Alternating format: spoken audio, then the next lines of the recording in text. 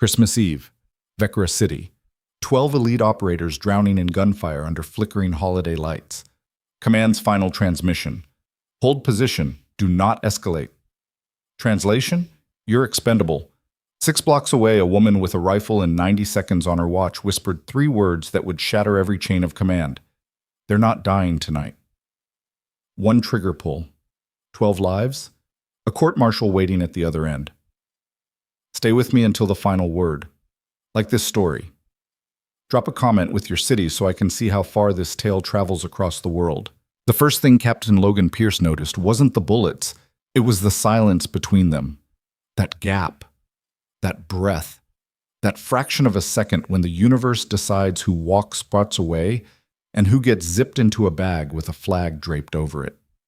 He'd been in enough firefights to know silence was a countdown clock, and theirs was running out. Contact left! RPG! The explosion turned the world white. Pierce's helmet rattled against his skull. Dust and Christmas tinsel rained down together like the sickest holiday card ever made. Somewhere in the smoke, Sergeant Evan Cruz was screaming coordinates into the radio, voice cracking, words bleeding together, barely holding the line between control and panic.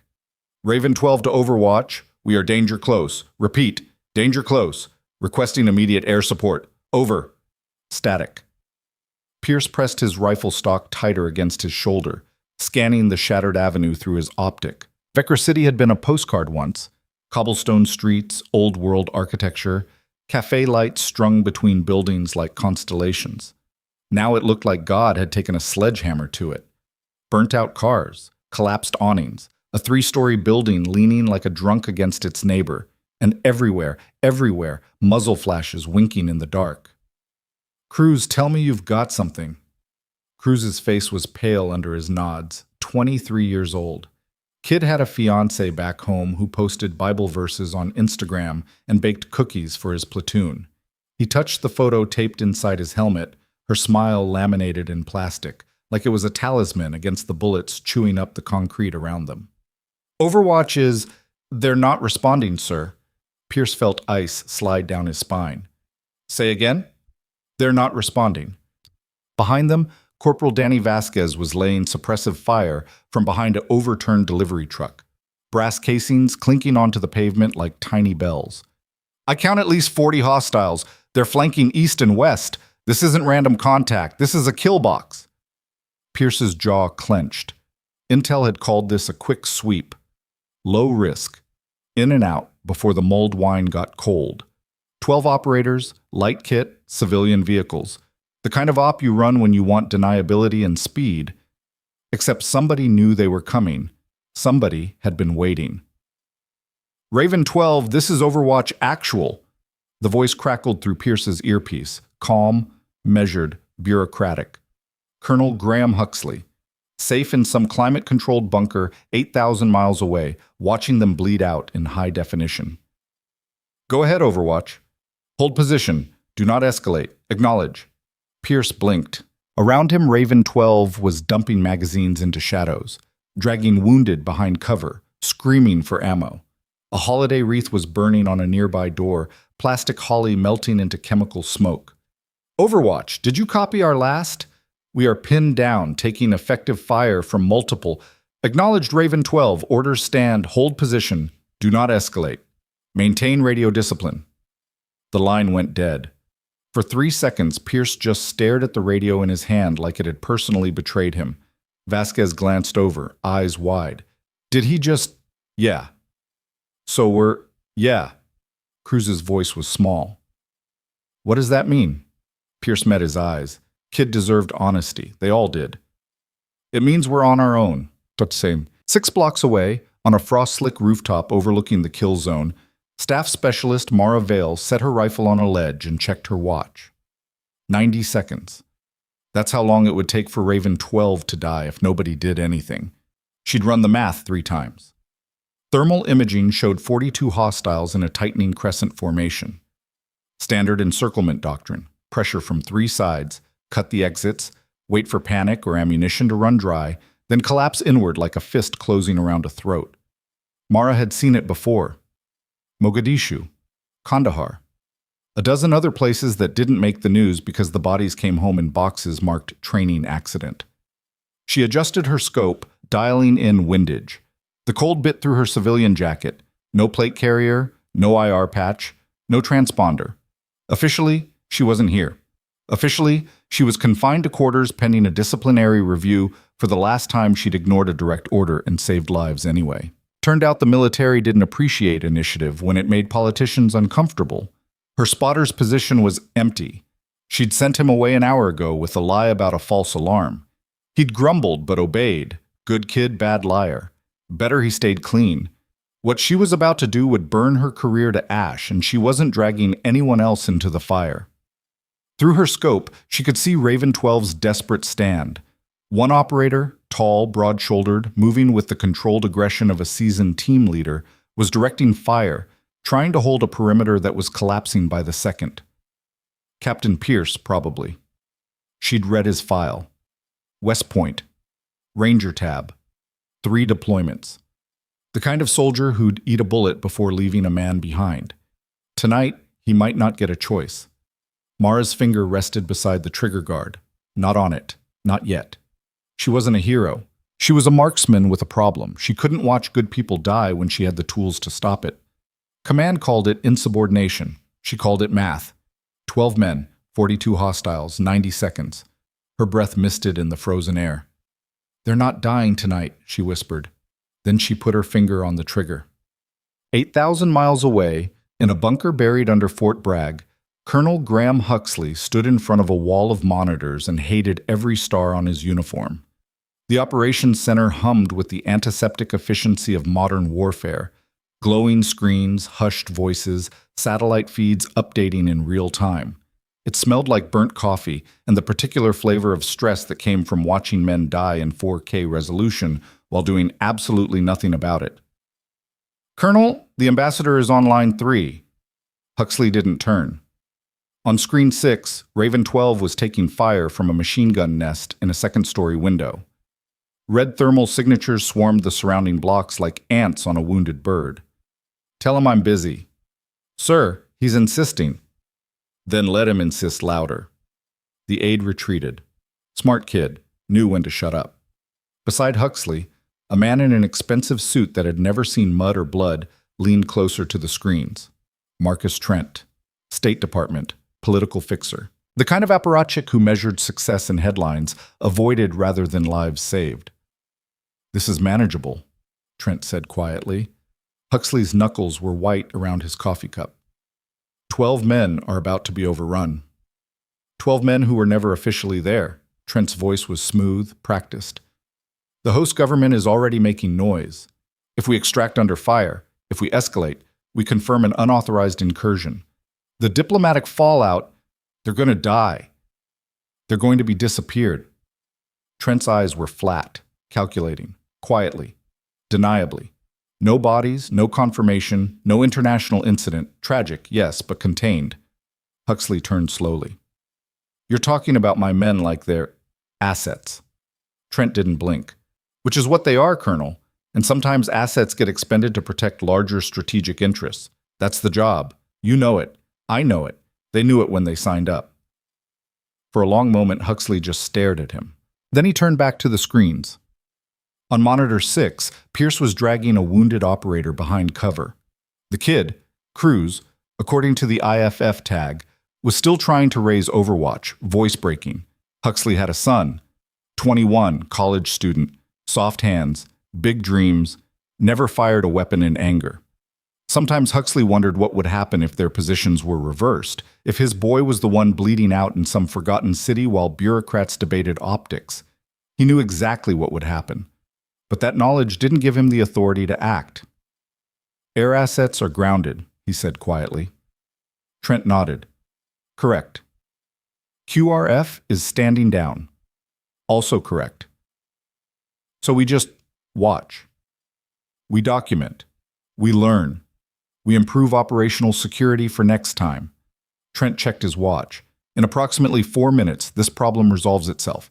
Then we move to damage control." Huxley wanted to put his fist through the man's face, wanted to flip every switch, launch every bird, Send the entire goddamn cavalry screaming into Vecro City with guns blazing and let the diplomats sort out the wreckage. But he didn't, because he was a good soldier, and good soldiers followed orders, even when those orders tasted like poison. He was reaching for his coffee when something changed on screen 9. A new thermal signature, rooftop, 6 blocks northeast of the kill zone. Single individual, prone. Weapon profile consistent with a precision rifle. IFF tag, friendly. Huxley's hand froze halfway to his cup. Who the hell is that? An analyst's fingers blurred across a keyboard. Data populated a side screen, personnel file, photo, service record. VLA, Mara J, Staff Specialist, MOS, Special Operations Marksman. Status, disciplinary review, confined to quarters. Huxley felt something cold and electric race down his spine. Trent leaned in, frowning. She's not authorized for... I know. She's supposed to be... I know. On the screen, Mara adjusted her position. Controlled, professional. The movements of someone who'd done this 1,000 times and knew exactly what she was risking. Huxley stared at her thermal outline. She was about to disobey orders. Again. And God help him, part of him wanted to cheer. Yeah. Mara's world had contracted to a circle of glass. Everything outside her scope was irrelevant. The cold, the wind, the city burning below. Even the court-martial waiting at the other end of this trigger pull. None of it mattered. Only the shot. Her breathing slowed. Heartbeat dropped to 52 beats per minute. The rifle was an extension of her will, cold steel and controlled violence calibrated to the millimeter. Target acquisition, enemy commander. 6'2", tactical vest. Assault rifle slung, sidearm drawn, pointing, directing, orchestrating the slaughter with the casual confidence of a man who'd already won. Range, 847 meters. Wind, 4.2 knots, quartering left. Elevation, 23 meters above target. She adjusted for Coriolis effect, air density, the slight tremor in the building's foundation from distant explosions. The math was beautiful, pure, honest. Mathematics didn't care about politics. Below, the enemy commander raised his hand, signal for the final assault. In 30 seconds, Raven 12 would be overwhelmed. 42 hostiles would collapse inward, grenades and automatic fire. No mercy, no witnesses. Standard doctrine for a team that was never supposed to exist. Mara exhaled halfway and held it, squeezed. The suppressed rifle made a sound like a heavy book dropping on carpet, muted, forgettable, swallowed immediately by the frozen air. The enemy commander's head snapped back. He dropped like a puppet with cut strings. Confusion rippled through the hostile formation. Heads turned, radios squawked. Mara was already tracking her next target. RPG operator, second-story window, northeast corner.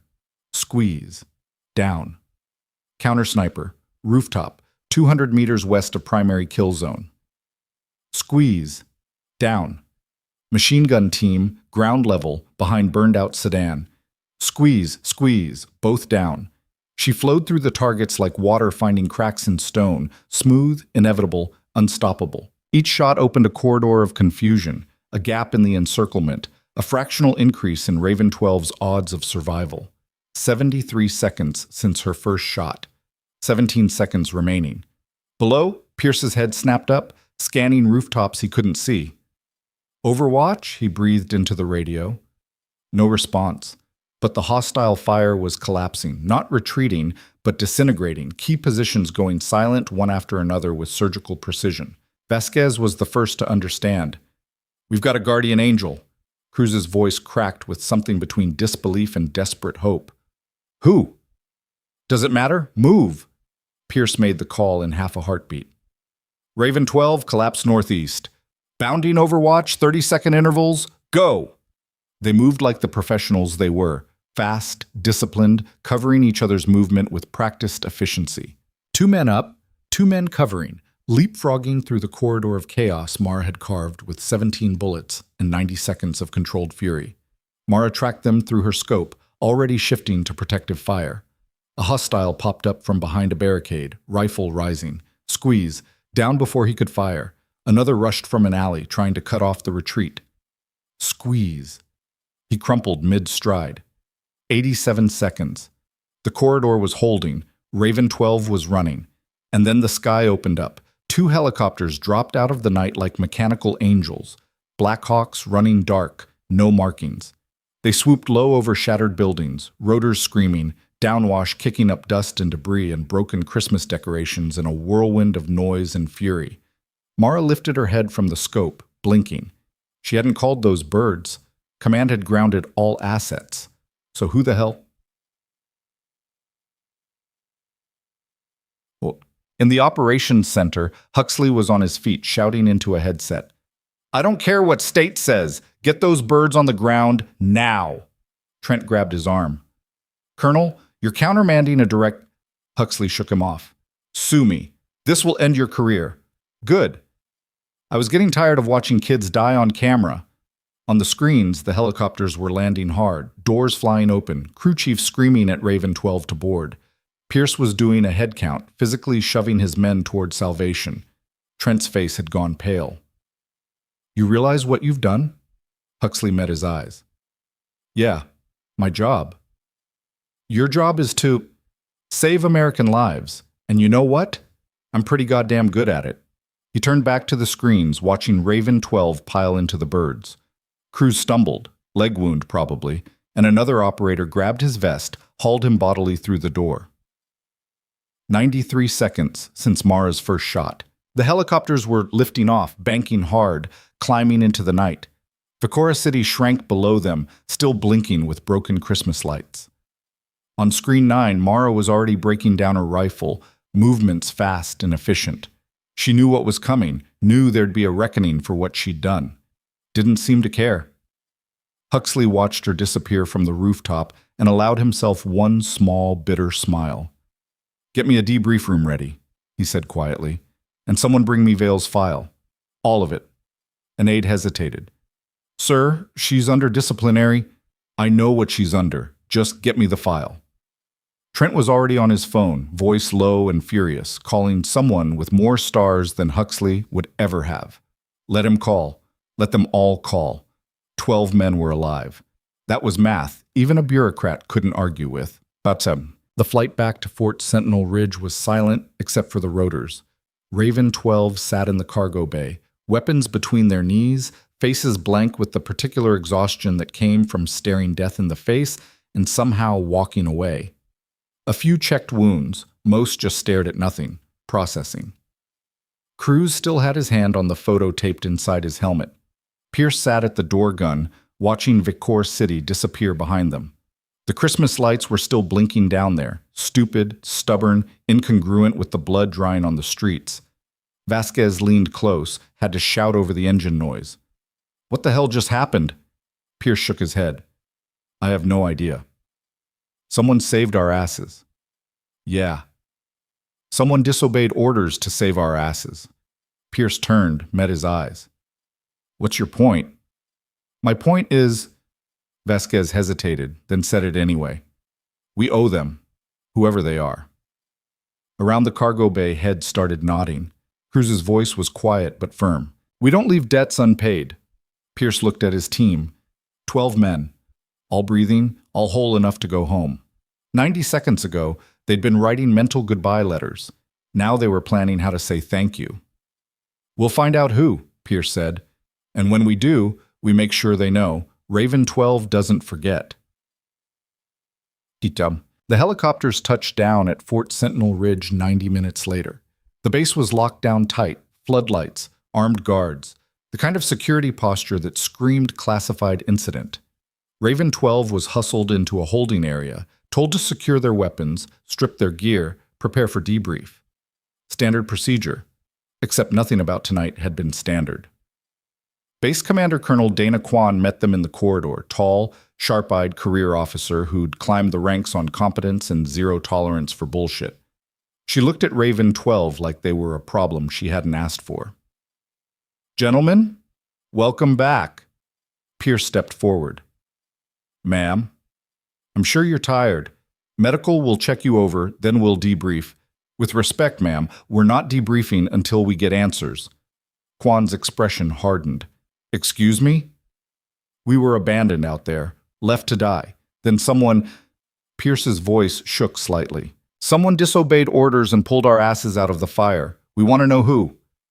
Behind him, Raven 12 stood as one. Silent, solid, a wall of flesh and Kevlar and absolute conviction. Kwan's jaw tightened. She glanced at the guards flanking the corridor, measuring risk. That information is classified. We were there, ma'am. We lived it. How classified can it be? Captain Pierce, stand down. Not until we know. For 5 long seconds, the corridor was silent except for the hum of fluorescent lights and the distant whine of helicopter blades winding down. Kwan exhaled through her nose. Her name is Mara Vale. The name landed like a grenade. Pierce filed it away, memorizing every syllable. Where is she? Confined to quarters. Why? Kwan's eyes were hard.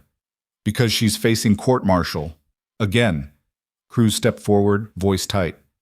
For what? Saving our lives? For disobeying direct orders, for compromising operational security, for... Kwan stopped, visibly restraining herself. This is above your pay grade, gentlemen. Then raise our pay grade, Vasquez said flatly. Someone in the back of the formation laughed, short, bitter. Kwan looked at them, and for just a moment, her professional mask slipped. She looked tired, old, like she'd been fighting this same battle for 20 years and losing every time. Go get checked by medical, she said quietly. Get some rest. We'll debrief in the morning. And Vale, Pierce pressed, is not your concern. Ma'am, with respect, she made herself our concern the moment she put rounds downrange to save us. Kwan's silence was answer enough. Raven 12 didn't move. Finally, Pierce said the thing that had been burning in his chest since the helicopters lifted off. Then we testify. All of us.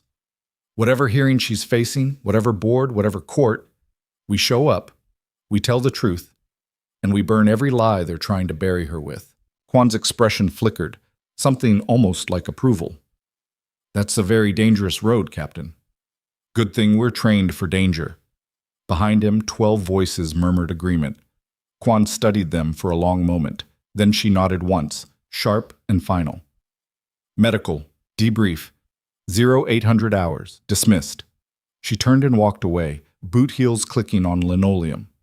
Raven 12 stood in the corridor, exhausted, bloodied, and absolutely certain of one thing. They'd been saved. Now they were going to return the favor, even if it meant burning the whole system to the ground. Bas. In a small room under guard, Mara Vale sat on a metal chair and stared at a blank wall. The charges were already filed. Insubordination, unauthorized use of force, compromising operational security, disobeying a direct order during an active mission. All true. All career-ending. All worth it. She closed her eyes and saw it again. The corridor opening, Raven 12 running, helicopters dropping from the sky like answered prayers. 90 seconds, 12 lives, 1 trigger, no regrets. Her door rattled. A guard appeared, expression carefully neutral. You have mail. He slid a thick envelope through the slot. Mara turned it over in her hands. No return address. Just her name in 12 different handwriting styles. She opened it. The first letter was from Cruz. Short, simple. A photograph fell out. Him and a woman in a white dress, smiling under an arch of flowers. This is Emily. We're getting married next month. I almost never got to see this day. Thank you for giving me a future. The second was from Vasquez. Longer, angrier. They left us to die because it was politically convenient.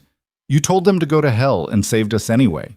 If that's what insubordination looks like, then I hope they promote it to doctrine. The third was from someone she didn't know. Just a signature and a photo of 2 kids in matching Christmas pajamas. My girls, I get to watch them open presents tomorrow because of you. 12 letters, 12 voices, 12 reasons she'd done it. At the bottom of the envelope, folded carefully, was something else, a full incident report, classified markings stamped across every page. Huxley's signature at the bottom. It documented everything, every political order, every moment of abandonment, every second of Mara's 90-second rescue. The evidence that would either clear her name or bury her deeper. She didn't know which. But reading those letters, seeing those faces, she knew one thing with absolute certainty. She'd do it again, every single time. The letters sat on his metal table like evidence at a trial, which, Mara supposed, they would be soon enough. She read them twice, then a third time, memorizing the handwriting, the cadence, the weight of gratitude that pressed through the paper like prayers carved into stone. Cruz's wedding photo. Vasquez's fury. The Christmas pajamas that two kids would actually get to wear because their father was still breathing. 90 seconds of her life had changed 12 others. The math was simple. The consequences would be anything but. A key rattled in the lock. The door swung open. Two MPs stood in the corridor, faces neutral, hands resting near sidearms they wouldn't need but carried anyway because protocol was protocol. Staff Specialist Vale, you're being transferred. Mara stood slowly, leaving the letters on the table. Where? Building 7. Legal review. Translation. The machinery was moving, gears turning. The system digesting what she'd done and deciding how to classify the wreckage. Hero or criminal, savior or liability. She knew which one the paperwork would choose.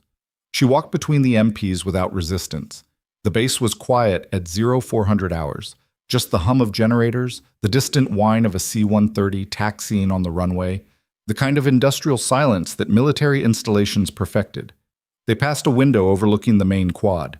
Floodlights bleached the concrete white.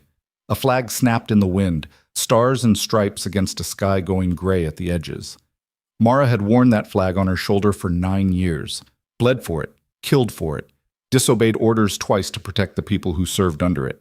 She wondered if that would count for anything when they read the verdict. Building 7 was administrative. Fluorescent lights, beige walls, the smell of burnt coffee and laser printer toner. They walked her past cubicles where junior officers were already at their desks, drowning in spreadsheets and PowerPoint slides.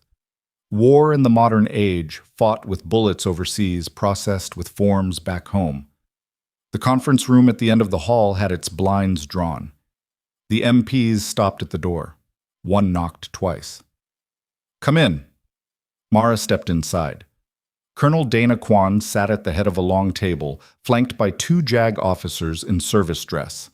A stenographer sat in the corner, fingers poised over a court recorder, like a pianist waiting for the downbeat. The whole scene had the sterile efficiency of a surgery. Everyone knew their role. Everyone had done this before. Kwan gestured to a chair. Sit. Mara sat, hands folded on the table. Posture straight, eyes forward. The muscle memory of 1,000 briefings, 1,000 inspections, 1,000 moments where she'd stood before authority and let them decide her worth. This time felt different. This time she didn't care what they decided. Kwan opened a folder. Staff Specialist Mara Jennifer Vale, service number 847629034. Current rank, E7. Current status, confined pending court-martial for violations of Article 92, failure to obey a lawful order, and Article 99, misbehavior before the enemy. Article 99. That was the big one, the kind of charge that came with decades in Leavenworth if they wanted to make an example, or a dishonorable discharge if they wanted her gone quietly. Mara said nothing. One of the JAG officers leaned forward, Captain Ruth Daniels, according to her nameplate, mid-40s, sharp eyes, the kind of lawyer who'd probably argued both sides of every case and won them all. Do you dispute any of the facts as presented in the incident report? No, ma'am. You admit to being present on a civilian rooftop in Vecra City on December 24th, despite being confined to quarters? Yes, ma'am.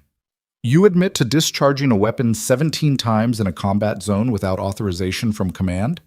Yes, ma'am.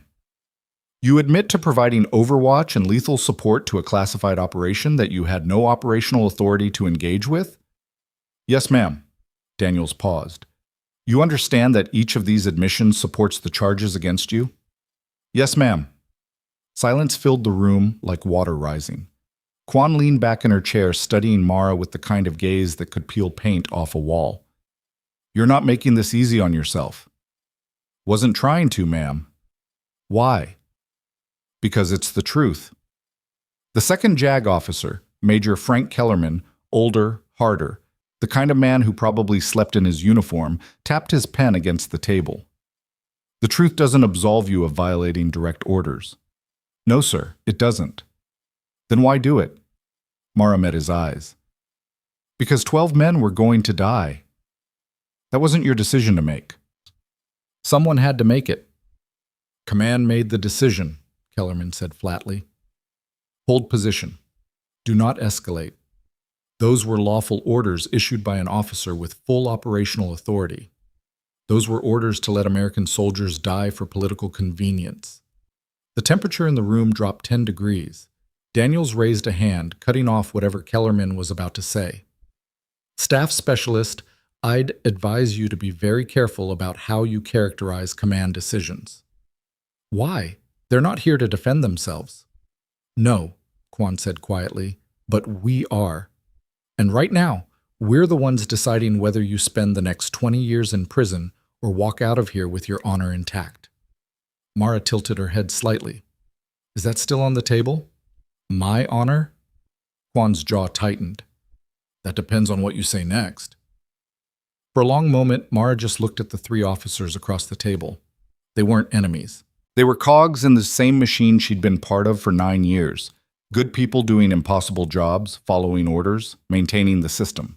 But the system had left 12 men to die, and Mara had decided that math didn't work for her anymore. I violated direct orders, she said slowly. I acted without authorization. I put myself in a combat zone while under disciplinary review. All of that is true. She leaned forward. But I'd do it again, every single time. Because the orders were wrong. Kellerman's face flushed. You don't get to decide. I was there. I saw the thermal imaging. I ran the numbers. 42 hostiles, 12 operators, 0 support. Command knew they were going to die and chose to let it happen rather than risk diplomatic blowback. That's not... It's in Huxley's report. Mara's voice was steel. Every transmission, every denied request, every second they bled while bureaucrats debated optics. It's all documented. Daniels and Kellerman exchanged a glance. Quan didn't blink. You've read Colonel Huxley's report? It was in the envelope, along with the letters from Raven 12. Yes, ma'am.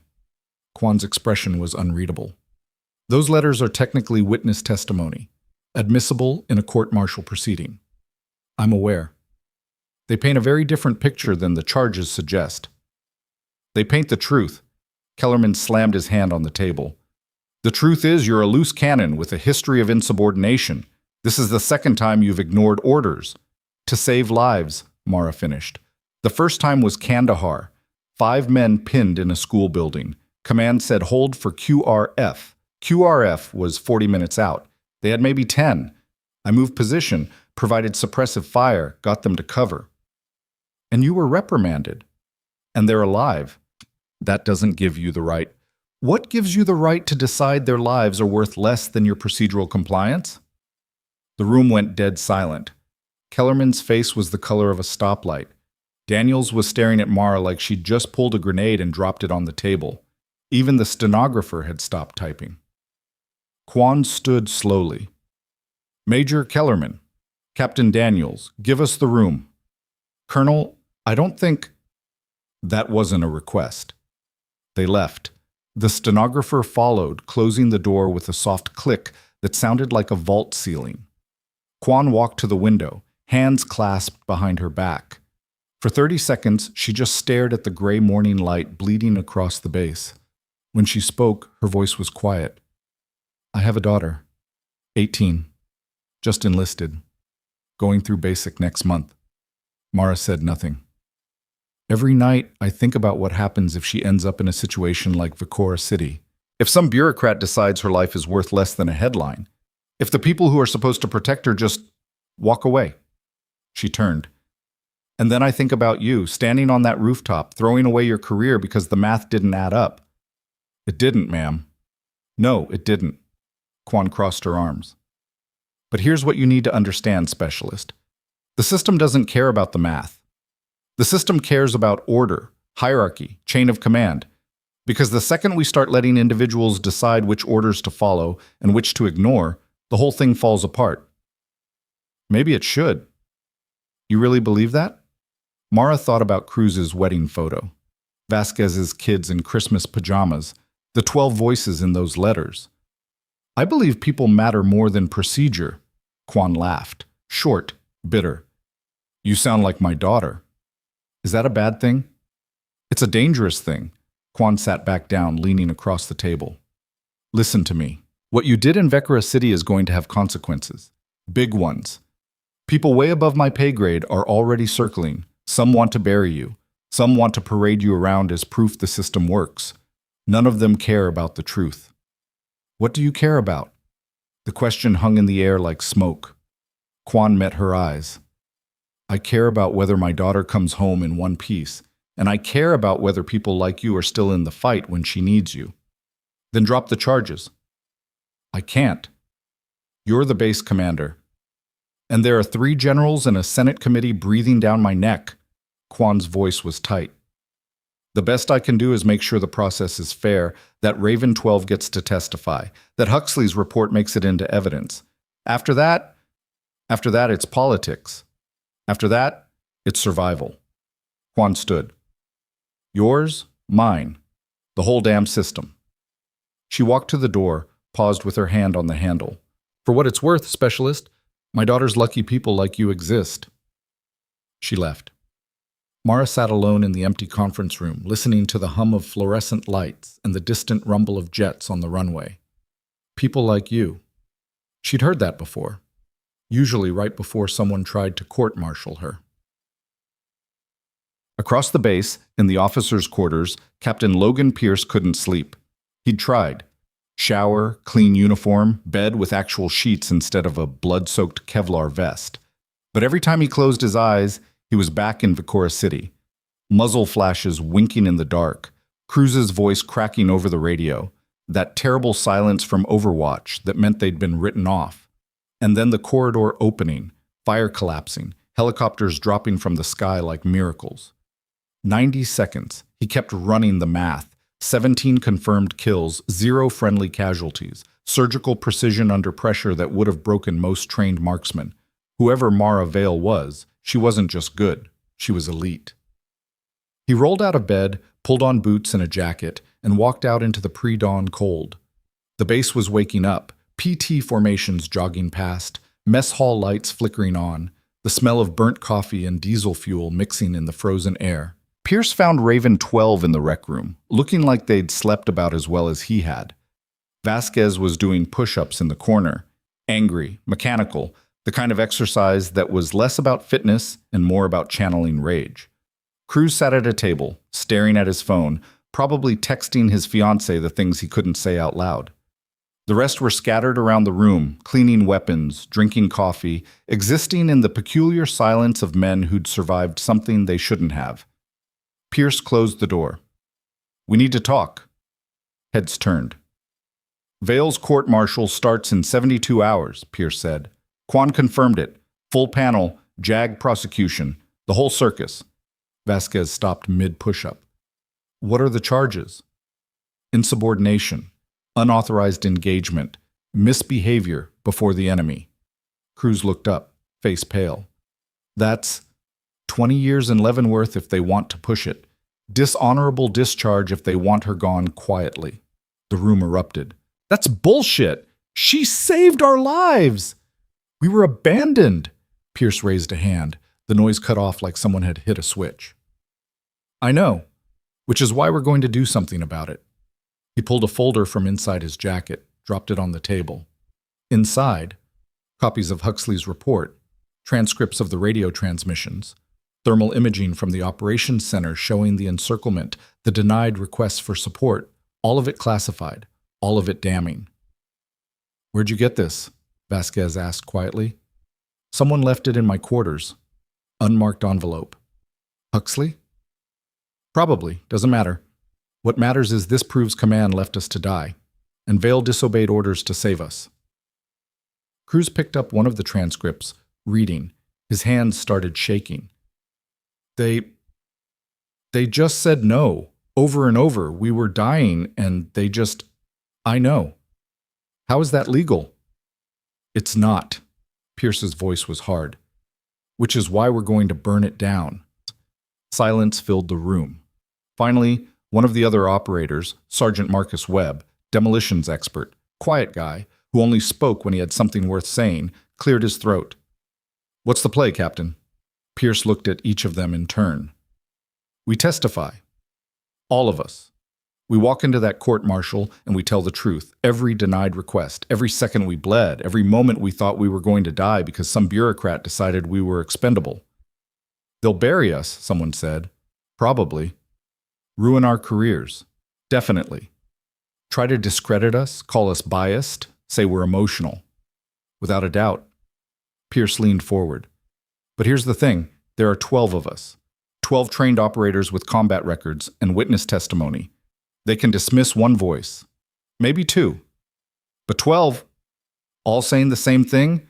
That's not bias, that's evidence. Vasquez stood, cracking his knuckles. I'm in. Me too, Cruz said immediately. Around the room, heads nodded, one by one, until all 12 were standing. Webb spoke again, voice steady. What about the blowback? This kind of testimony, it's going to make enemies.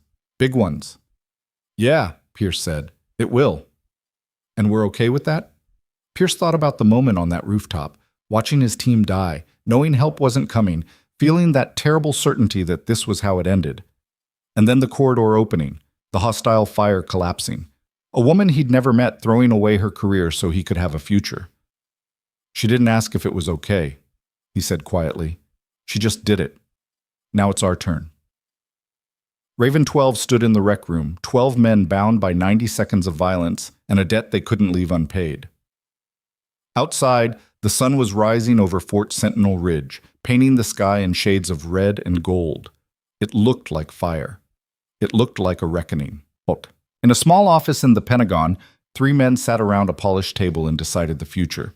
General Marcus Aldrich, 3 stars, graying hair, the kind of career officer who'd spent 40 years navigating politics and knew exactly where the bodies were buried, tapped his finger against a manila folder.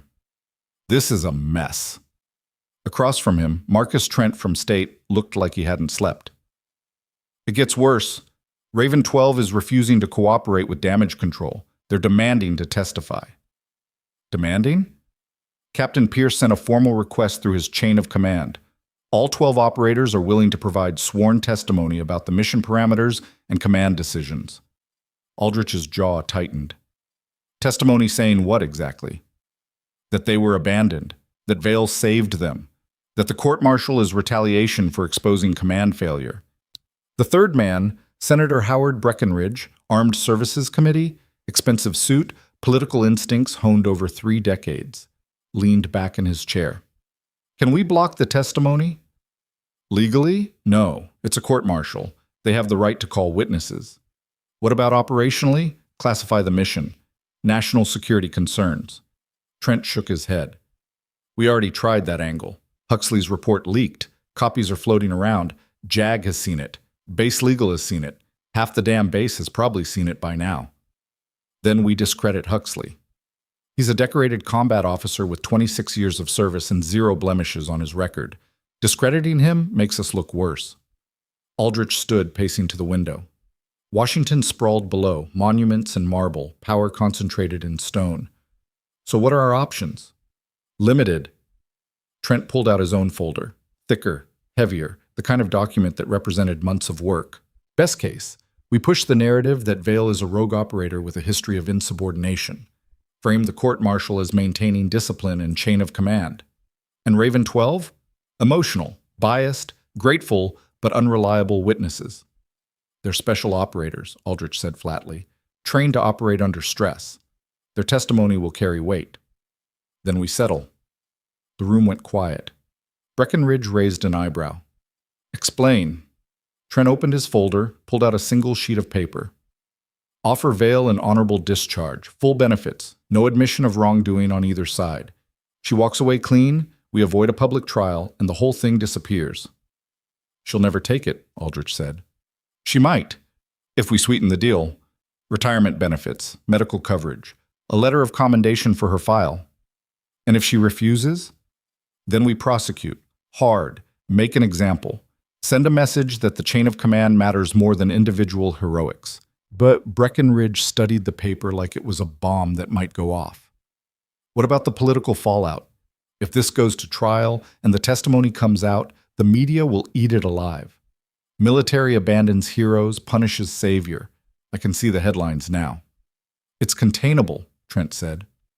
We control the narrative, frame it as a complex operational situation where difficult decisions had to be made, emphasize the classified nature, remind people that not every hero gets a parade. Aldrich turned from the window, and Vale becomes the cautionary tale. Exactly. For a long moment, the three men sat in silence, weighing careers against principles, optics against truth, the machinery of power against the inconvenient fact that 12 men were alive because one woman had decided orders didn't matter as much as lives. Finally, Breckenridge spoke. Make the offer. See if she bites. If she doesn't, then we go to war, Aldrich finished. Trent nodded. I'll have the paperwork ready by tomorrow. They stood, gathering folders, preparing to move on to the next crisis, the next decision, the next compromise that kept the machine running. None of them noticed the small detail buried in Trent's folder, a personnel file with a photo attached. Mara Vale. Sharp eyes. Set jaw. The expression of someone who'd already decided the cost was worth it. She looked like trouble. She looked like someone who wouldn't blink. On 72 hours before the court-martial, Mara received a visitor. She was in her quarters, technically still confined, though the guards had relaxed slightly after legal review. A knock came at the door, formal and precise. Come in. A young JAG officer stepped inside carrying a briefcase.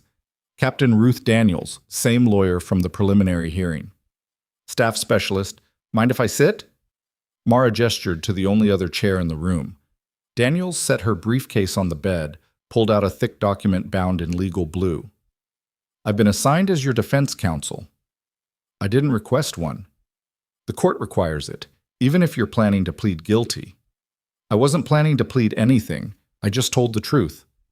Daniels smiled thinly. The truth isn't a legal strategy, but we'll work with it. She opened the document. Here's where we stand. The prosecution has a strong case. You admitted to every charge. The evidence is clear. Normally this would be open and shut. But Raven 12 is making noise. Big noise. They've submitted formal requests to testify. They're threatening to go to the media if they're blocked. And Colonel Huxley's report, which somehow leaked despite being classified, makes command look like they left American soldiers to die. Mara said nothing. So the powers that be have authorized me to make you an offer. Daniels slid a single sheet of paper across the table. Honorable discharge. Full benefits. No admission of wrongdoing. You walk away clean. Mara looked at the paper without touching it. In exchange for? You withdraw any claims of wrongdoing against command. You don't testify about the mission parameters. You disappear quietly and let this whole thing blow over. They want me to lie. They want you to be silent. There's a difference. Not to me. Daniels leaned back. Look, I'm required to present this offer to you. I'm also required to tell you it's probably the best deal you're going to get. The alternative is a trial. Public testimony. Your entire service record picked apart. And even if you win, even if the panel sides with you, there are people in very high places who will make sure you never work in this field again. I'm aware. Then why not take the deal? Mara finally looked at her. Because 12 men were left to die, and if I stay silent, it happens again. Different city, different team, same math. That's not your responsibility. It became my responsibility the moment I pulled that trigger. Daniel studied her for a long moment. Then she did something unexpected. She smiled. Not the thin professional smile from before. A real one. You know what? I was hoping you'd say that. Mara blinked. What? The people who sent me here want you to take the deal. Quietly, cleanly, no fuss. Daniels pulled out another folder, thicker, personal. But I read your file. Really read it. Kandahar, Vakora. The pattern is clear. You don't back down. You don't compromise. You do the right thing even when it costs everything. And you're telling me this because?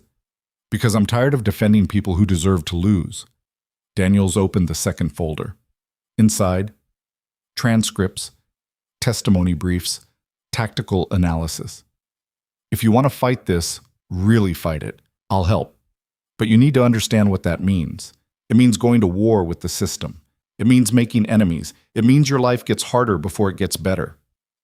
Harder than a court-martial? Much.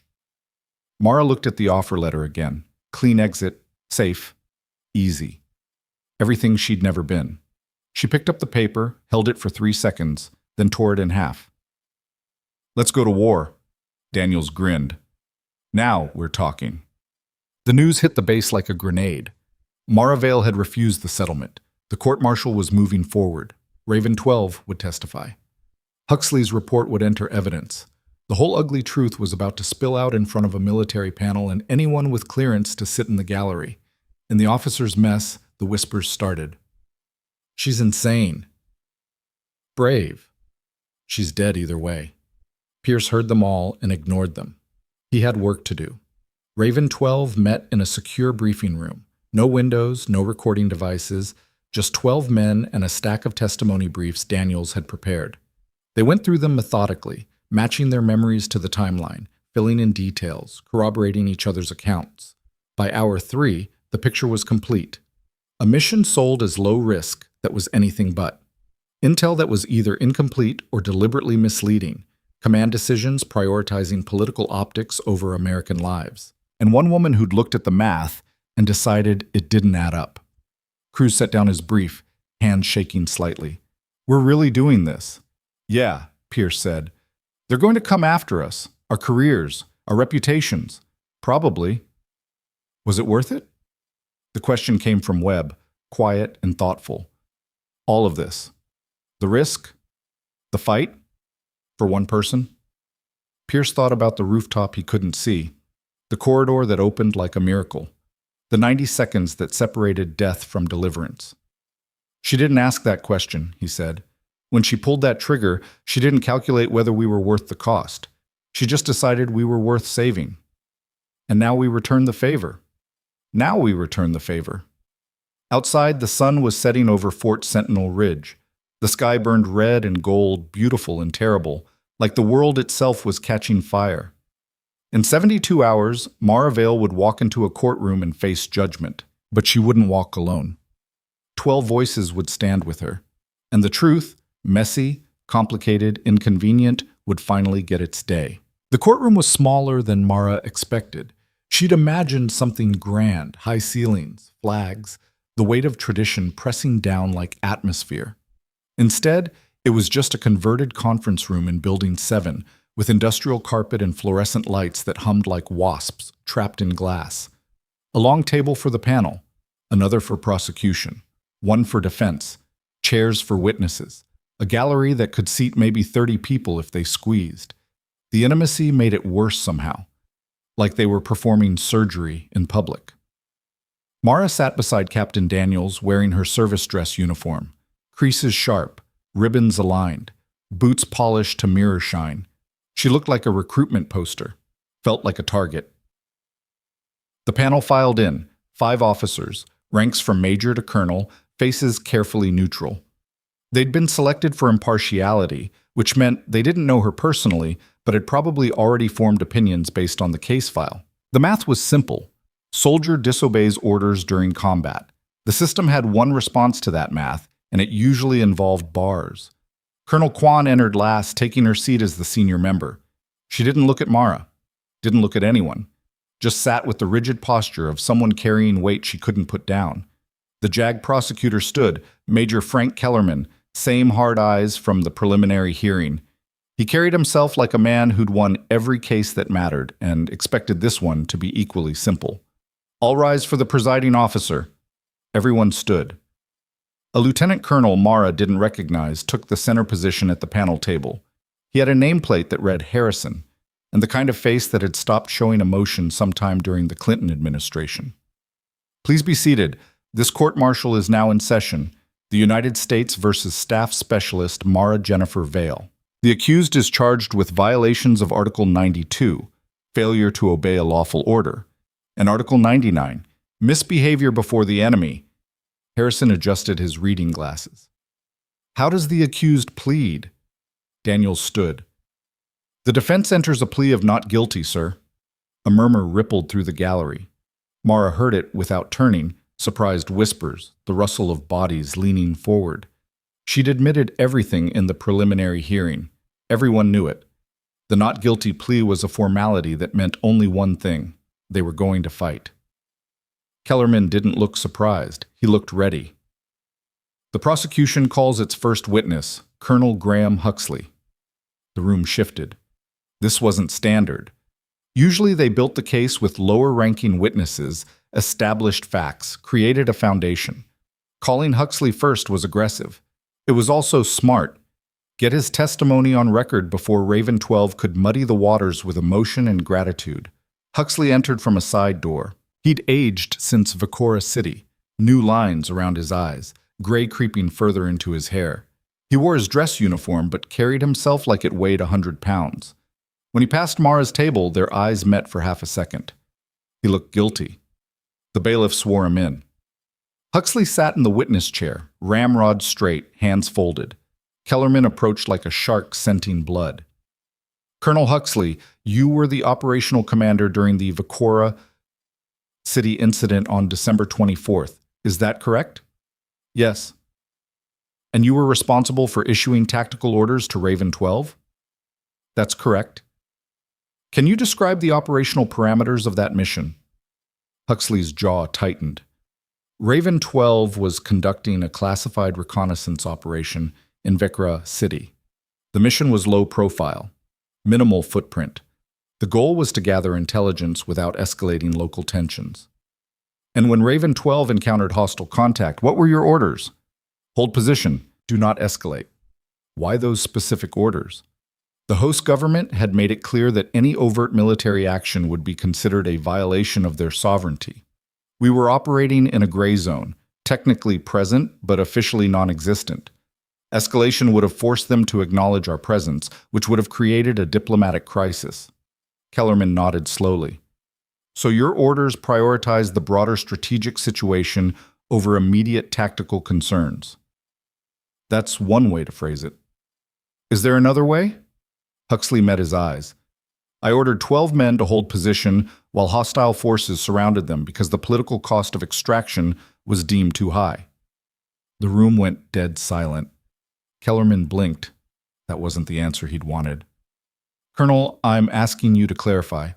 I'm clarifying. Raven 12 requested air support. I denied it. They requested QRF. I denied it.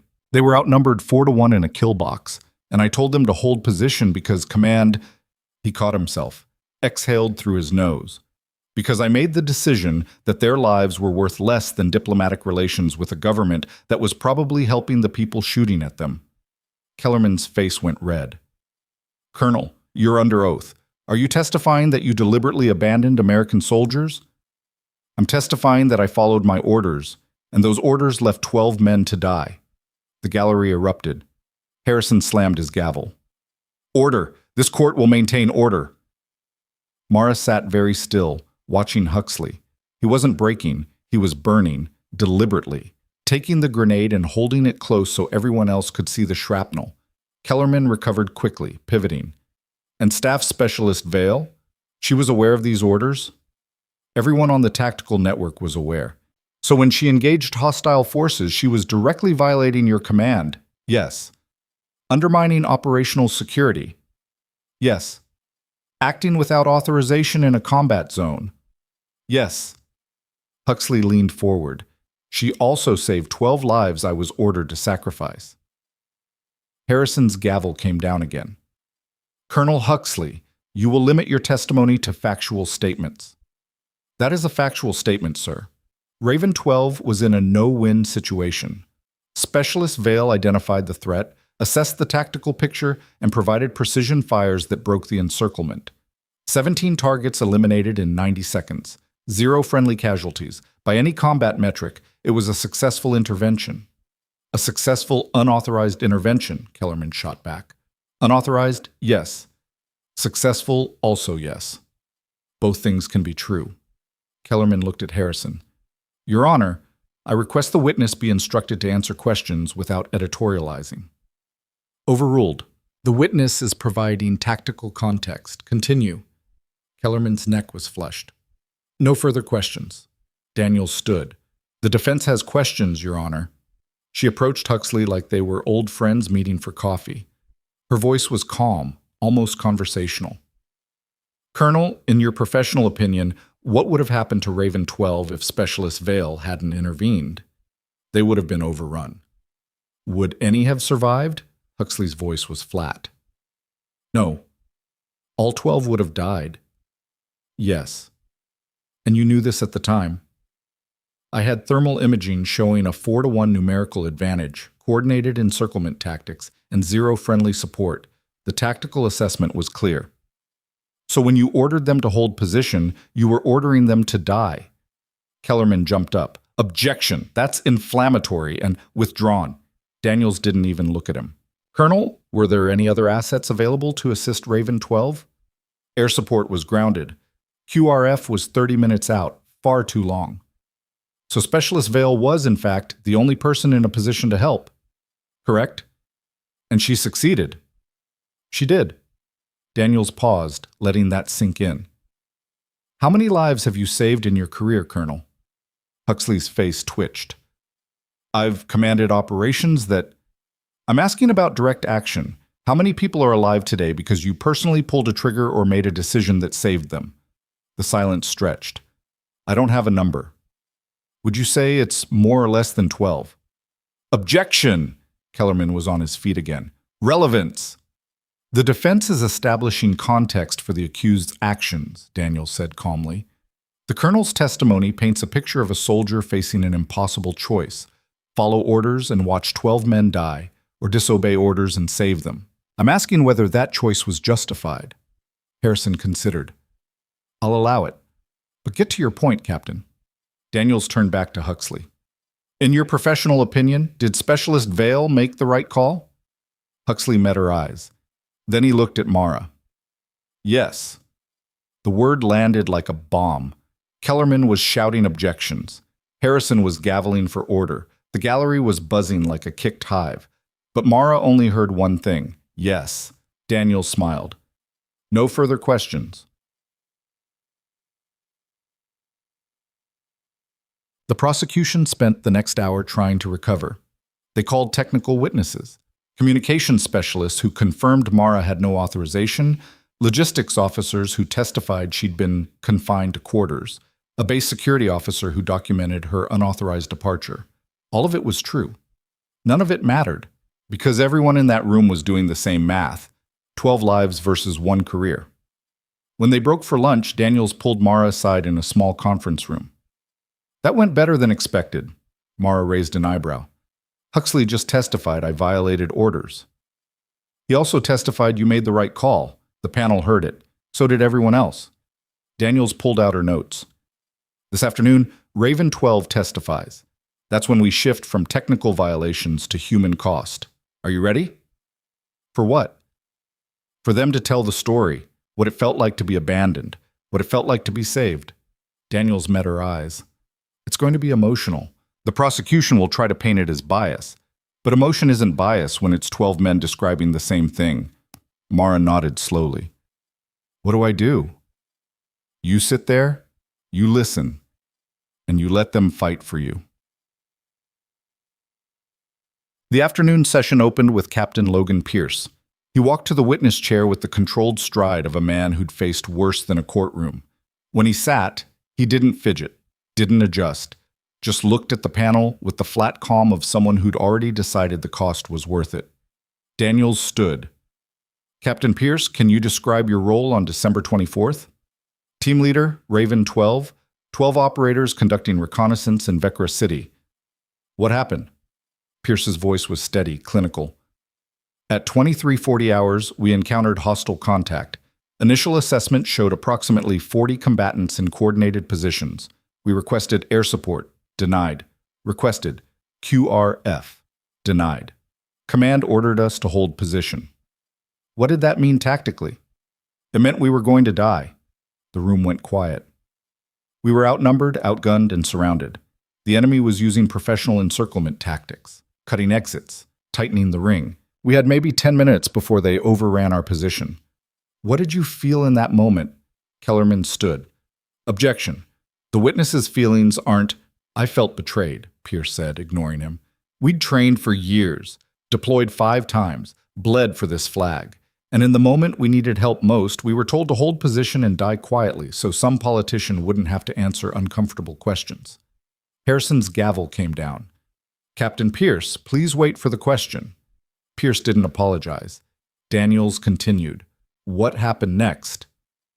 The hostile fire started collapsing. Targets were dropping. Clean shots, surgical precision.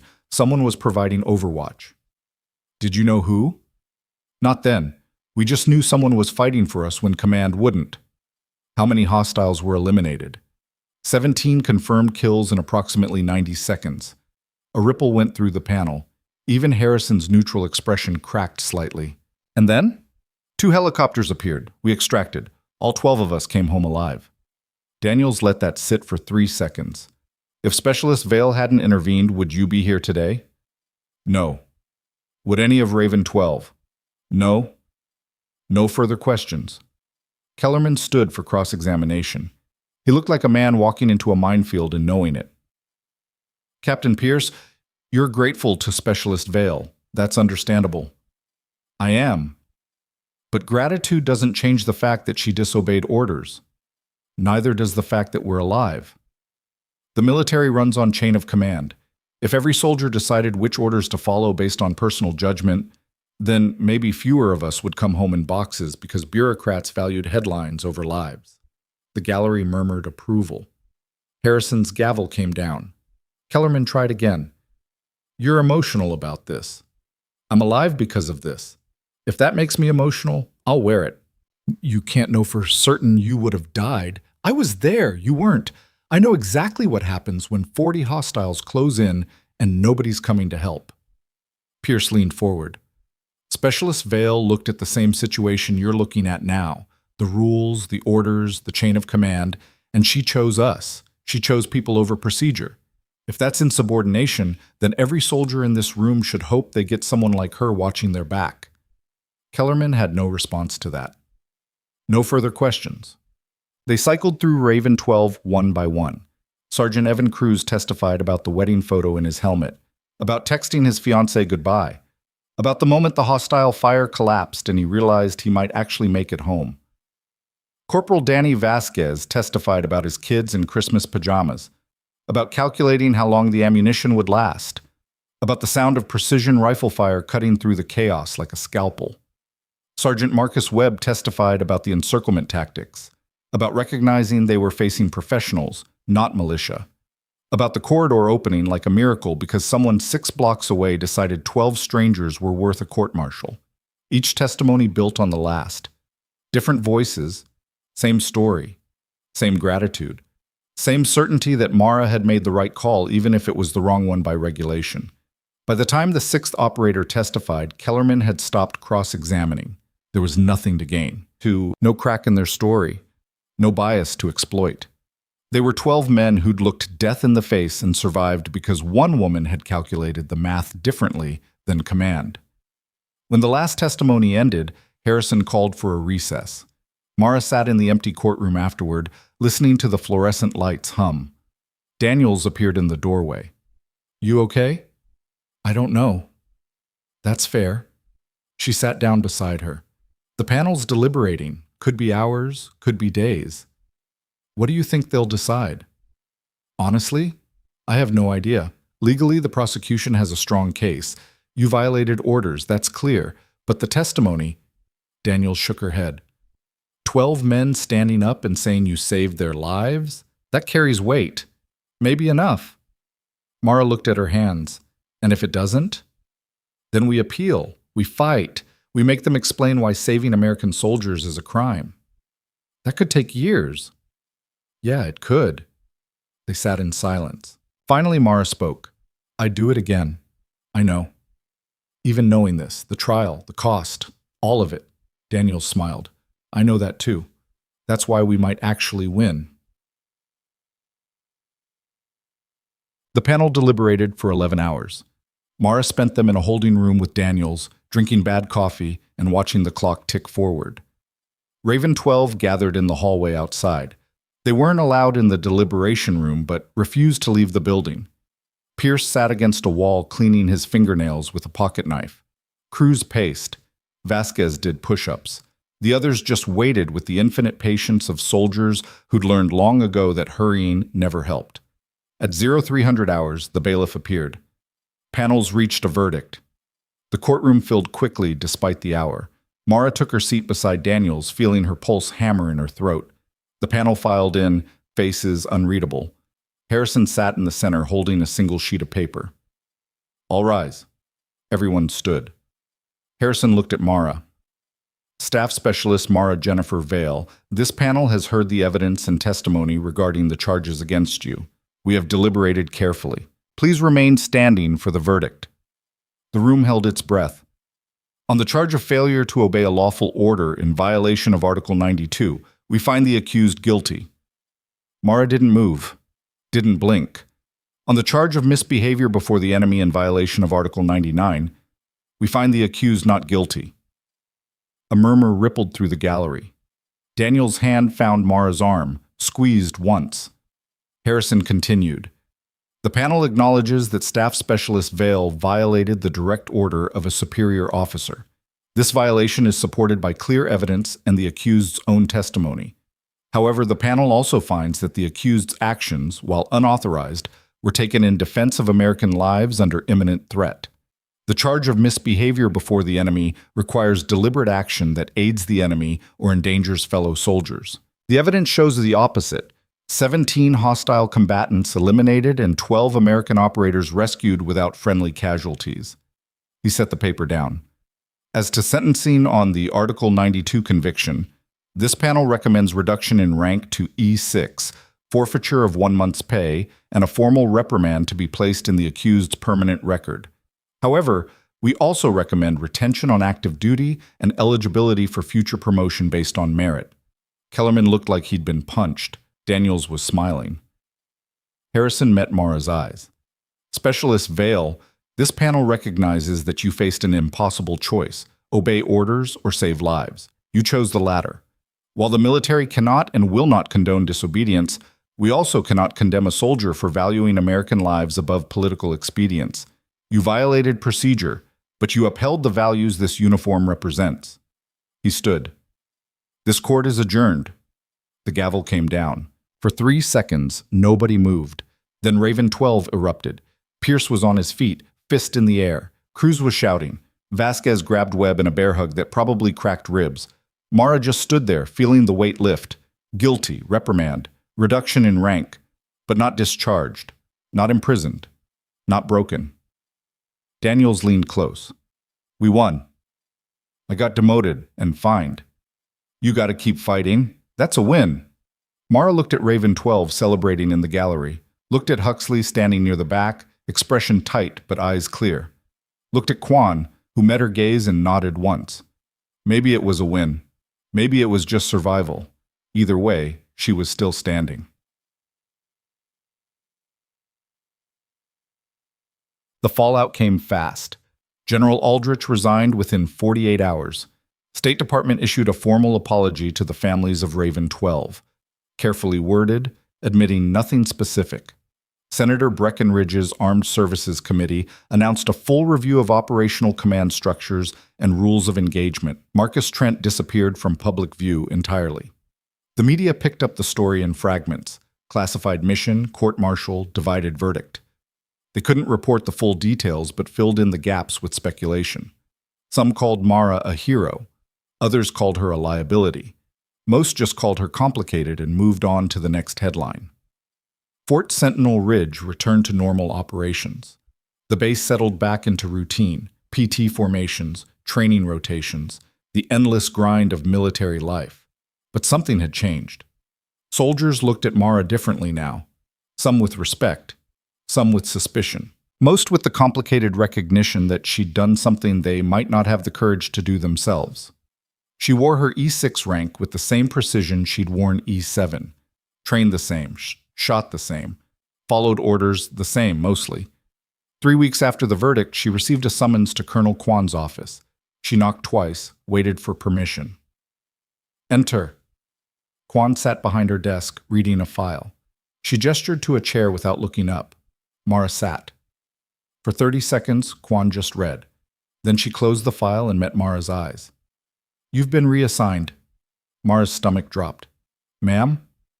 Special Operations Training Group, Fort Bragg. They want you teaching precision marksmanship and tactical decision-making. Kwan slid the orders across the desk. You leave in 2 weeks. Mara stared at the paper. They want me training operators? Apparently, there's a belief that soldiers should learn how to think critically under pressure, how to weigh mission parameters against human cost, how to make hard calls when command isn't there to hold their hand. Kwan's expression was unreadable. Someone suggested you'd be good at teaching that. Who? Colonel Huxley, before he retired. Mara looked up sharply. Huxley retired? Voluntarily, said he'd spent too long following orders he didn't believe in. Wanted to do something different. Kwan leaned back. He recommended you for this position, said you were the best tactical thinker he'd ever seen, even when you were disobeying him. For a long moment, Mara just processed that. I don't know what to say, ma'am. Say you'll take it. Say you'll teach the next generation of operators that chain of command matters, but so do the lives they're responsible for. Kwan's voice softened slightly. Say you'll make sure what happened in Vecra City doesn't happen again. Mara picked up the orders, reading the details. Fort Bragg, training command, a chance to shape doctrine instead of just following it. I'll take it. Kwan nodded. Good. Now get out of my office before I remember you caused me 3 weeks of political headaches. Mara started toward the door. Specialist. She turned. Kwan's expression was tired but honest. For what it's worth, my daughter ships out next month. I'm glad people like you will be in the fight when she needs you. Mara didn't know how to respond to that, so she just nodded and left. Outside, the sun was setting over Fort Sentinel Ridge, painting the sky in shades of red and gold. Somewhere in the world, soldiers were making impossible choices. Following orders. Breaking them. Trying to navigate the space between procedure and humanity. Mara didn't have all the answers, but she had 90 seconds of proof that sometimes the right choice wasn't the legal one, and maybe, just maybe, that was enough to build on. She walked toward the barracks feeling the weight of her new orders in her pocket. 2 weeks until Fort Bragg. 2 weeks until she started teaching others the hardest lesson she'd ever learned. Sometimes courage wasn't obedience. Sometimes it was choosing people over politics when the cost was everything, and living with the consequences. 2 weeks turned into 12 days because the military never waited when it decided you were needed elsewhere. Mara packed her life into 3 duffel bags and a footlocker, uniforms, gear, the small collection of things that mattered. The letters from Raven 12 went into a sealed envelope, carefully preserved. Cruz's wedding photo. Vasquez's kids. The evidence that 90 seconds could change everything. She left Fort Sentinel Ridge at 600 on a Tuesday. No ceremony, no farewell formation, just a handshake from Kwan and a nod from the gate guard as her taxi rolled past the checkpoint. Fort Bragg waited like a promise or a threat. She wasn't sure which. The drive took 8 hours. Mara watched the landscape change through the window. Mountains giving way to plains, military bases bleeding into civilian towns, the distance measured in miles and choices. She'd spent 9 years following orders. 2 court-martials learning when to break them. Now they wanted her to teach the difference. The irony wasn't lost on her. Fort Bragg appeared on the horizon like a small city, sprawling, organized, humming with the controlled chaos of the Army's premier special operations hub. Rangers, Special Forces, Delta, the cream of the combat arms world, concentrated in one place and sharpened to a lethal edge. And now Mara, freshly demoted and court-martialed, was supposed to teach them. She checked in at the main gate, received her temporary housing assignment, and drove through the base. It was bigger than Sentinel Ridge. More buildings, more people, more weight pressing down. Everywhere she looked, she saw operators, Quiet professionals moving with purpose, faces hard and eyes harder. The kind of men who'd seen things civilians couldn't imagine and carried the burden without complaint. They were going to hate her or respect her.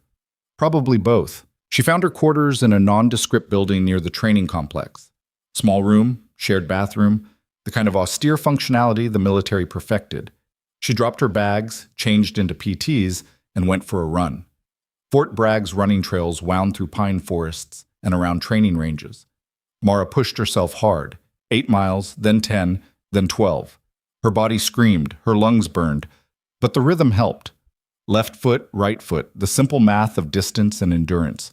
When she finally stopped, the sun was setting and her shirt was soaked through. A voice cut through her breathing. "You always run like you're being chased?" Mara turned.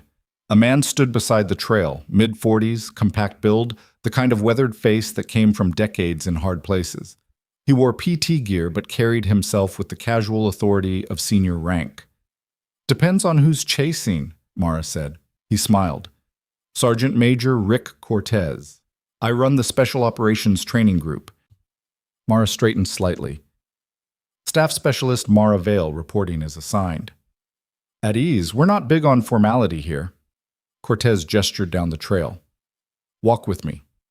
They fell into step together, moving at a slow, cool-down pace. Cortez spoke first. "Read your file. Hell of a story." "That's one word for it."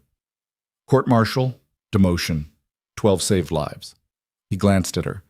"You've got people here who think you're a hero. Others think you're a liability. Most think you're both.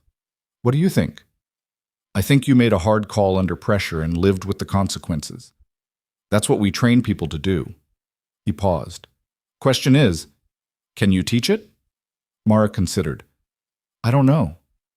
"Good answer. Wrong answer would have been yeses." Cortez stopped walking, turned to face her. "Here's the reality. You're walking into a room full of operators who've been doing this longer than you've been alive. They're going to test you, push you, look for cracks. I'm used to that. Maybe. But this is different. At Sentinel Ridge, you were a specialist. Here, you're an instructor. That means every word matters. Every decision gets scrutinized. Every lesson shapes how they operate downrange." His voice hardened. "You teach wrong, people die. You teach right, they come home. That's the math." Mara met his eyes. "I understand." "Do you? Because what you did in Victoria City, that was one trigger pull. This is hundreds of students over years. The impact multiplies." "I get it." Cortez studied her for a long moment. Then he nodded. "Okay, you start tomorrow, 0600 hours. Building 12. First class is advanced marksmanship. 20 shooters, all experienced, all cocky. They're going to want to know why they should listen to someone who got demoted for disobeying orders." "What should I tell them?" "The truth. Always the truth." He started walking again. "And specialist? The truth isn't just what happened, it's why it mattered." He left her standing on the trail, watching the last light fade from the sky.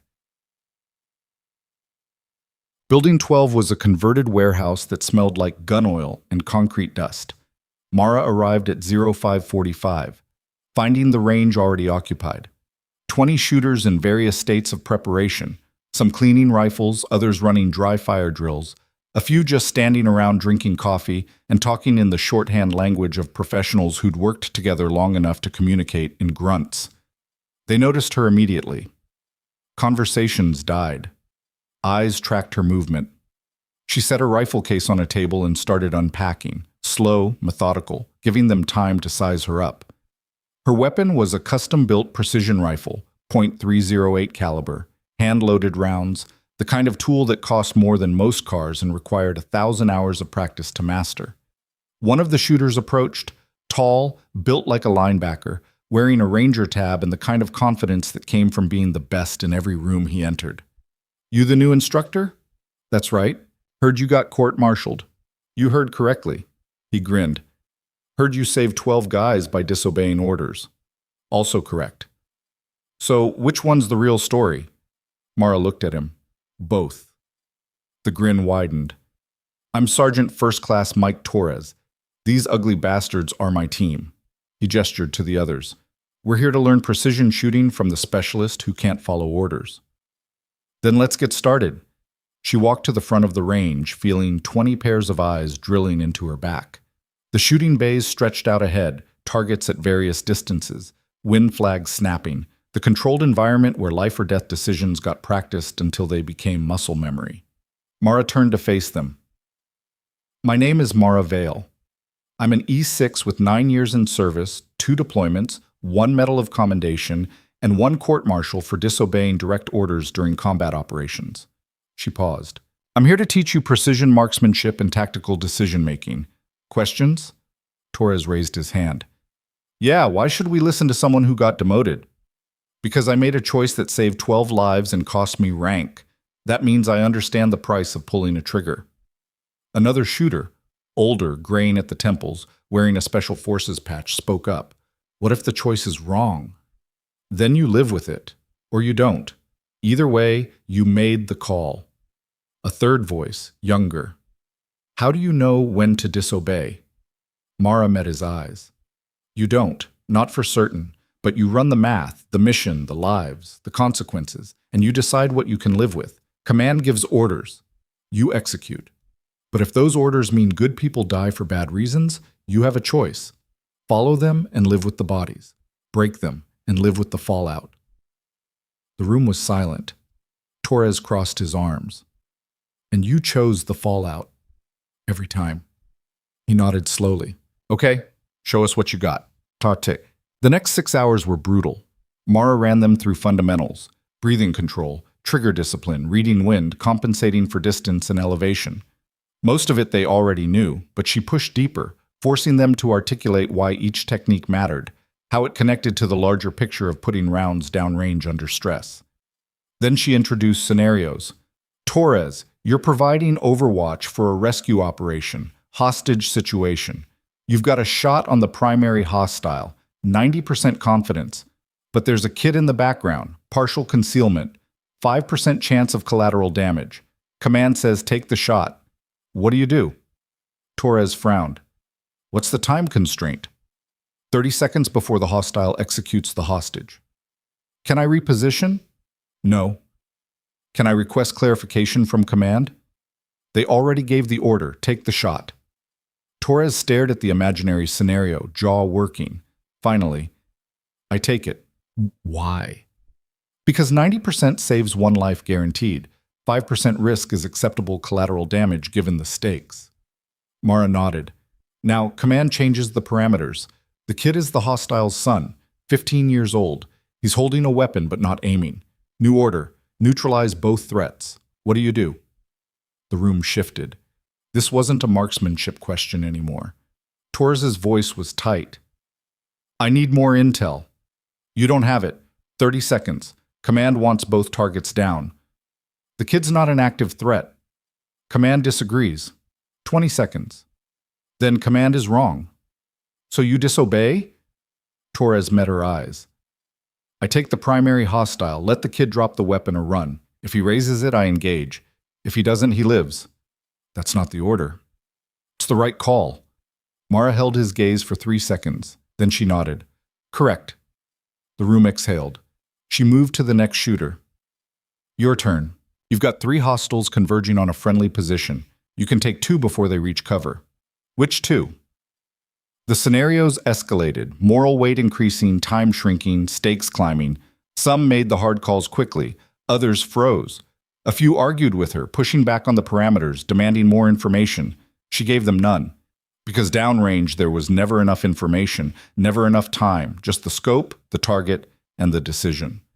By 1400 hours, they were exhausted. Not physically, they were operators, they could run all day. But mentally, the constant pressure of impossible choices had ground them down. Mara called a break. Torres approached, wiping sweat from his face despite the cool air. That was brutal. That was Tuesday. You always teach like that? Forcing people to choose between bad options? I teach people to own their decisions, good, bad, or somewhere in between. She started breaking down a rifle. Vicora City wasn't about marksmanship. It was about looking at a situation and deciding what I could live with. Turns out I can live with a court-martial. I can't live with 12 dead operators. Torres nodded slowly. How many times you been in that position? Having to choose? Twice. Kandahar and Vikora. Both times you disobeyed? Both times I chose people over procedure. And you got punished both times. Yeah. Worth it? Mara thought about Cruz's wedding, Vasquez's kids, the 12 letters that made 90 seconds of disobedience mean something. Every single time. Torres extended his hand. I'm glad you're here, Specialist. We need more instructors who understand the cost. They shook. Around the range, the other shooters were nodding. Not all of them. Some still looked skeptical, some openly hostile. But enough. Enough to matter. The afternoon session focused on pure marksmanship. Mara walked the line, correcting positions, adjusting scopes, watching their technique. These were professionals. Their fundamentals were solid. But she pushed them to the edge, calling shots at distances that required accounting for Earth's rotation, air density, temperature gradients. At 1600 hours, she set up a demonstration. 1,000-meter target, 15-knot crosswind, moving platform. She settled into position behind her rifle, feeling the familiar weight, the scope's eye relief perfect against her face. I'm going to walk you through the calculation. She narrated each step, measuring wind, calculating drop, leading the target. The math was complex but beautiful, physics translated into precision. Then she stopped talking and just shot. 5 rounds, 5 hits. The targets, silhouettes on a mechanical track, dropped one after another in a rhythm that looked like choreography. The range went silent. Mara stood, ejecting the magazine. That's the standard. Questions? The SF veteran spoke up. How long did it take you to get that good? 10 years, 1,000 rounds a week, every week. And Vikora City? You made 17 shots like that in 90 seconds. Vikora City was different. I didn't have time to calculate, just muscle memory and trust. She met his eyes. That's why we train. So when the moment comes, your body knows what your brain doesn't have time to think. Another shooter. What if you miss? Then someone dies, maybe the target, maybe a friendly, maybe both. Mara's voice was flat. That's why you don't miss. Torres laughed, short, sharp. No pressure. All the pressure. All the time. That's the job. She dismissed them at 1700 hours.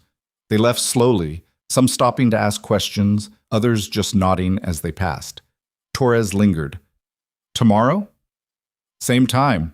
We'll run live fire scenarios, stress inoculation. Looking forward to it. He paused. For what it's worth, half the guys came in thinking you were overrated, political favor or whatever. And now? Now they're wondering if they can keep up.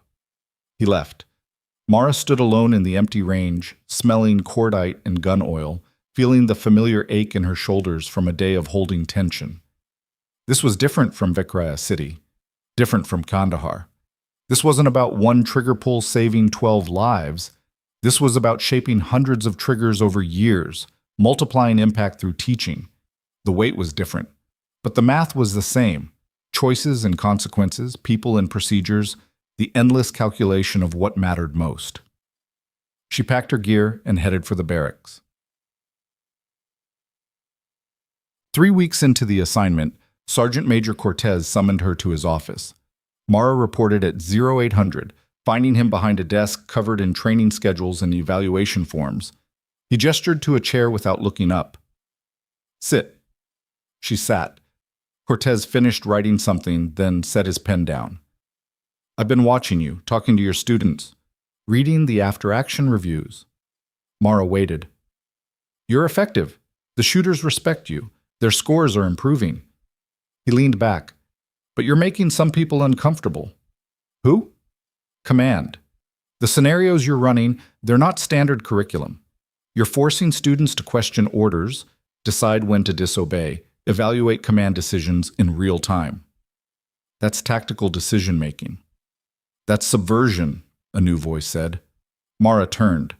A man stood in the doorway, colonel's rank, pristine uniform, the kind of officer who'd probably never fired a shot in anger but knew every regulation by heart. His nameplate read Morrison.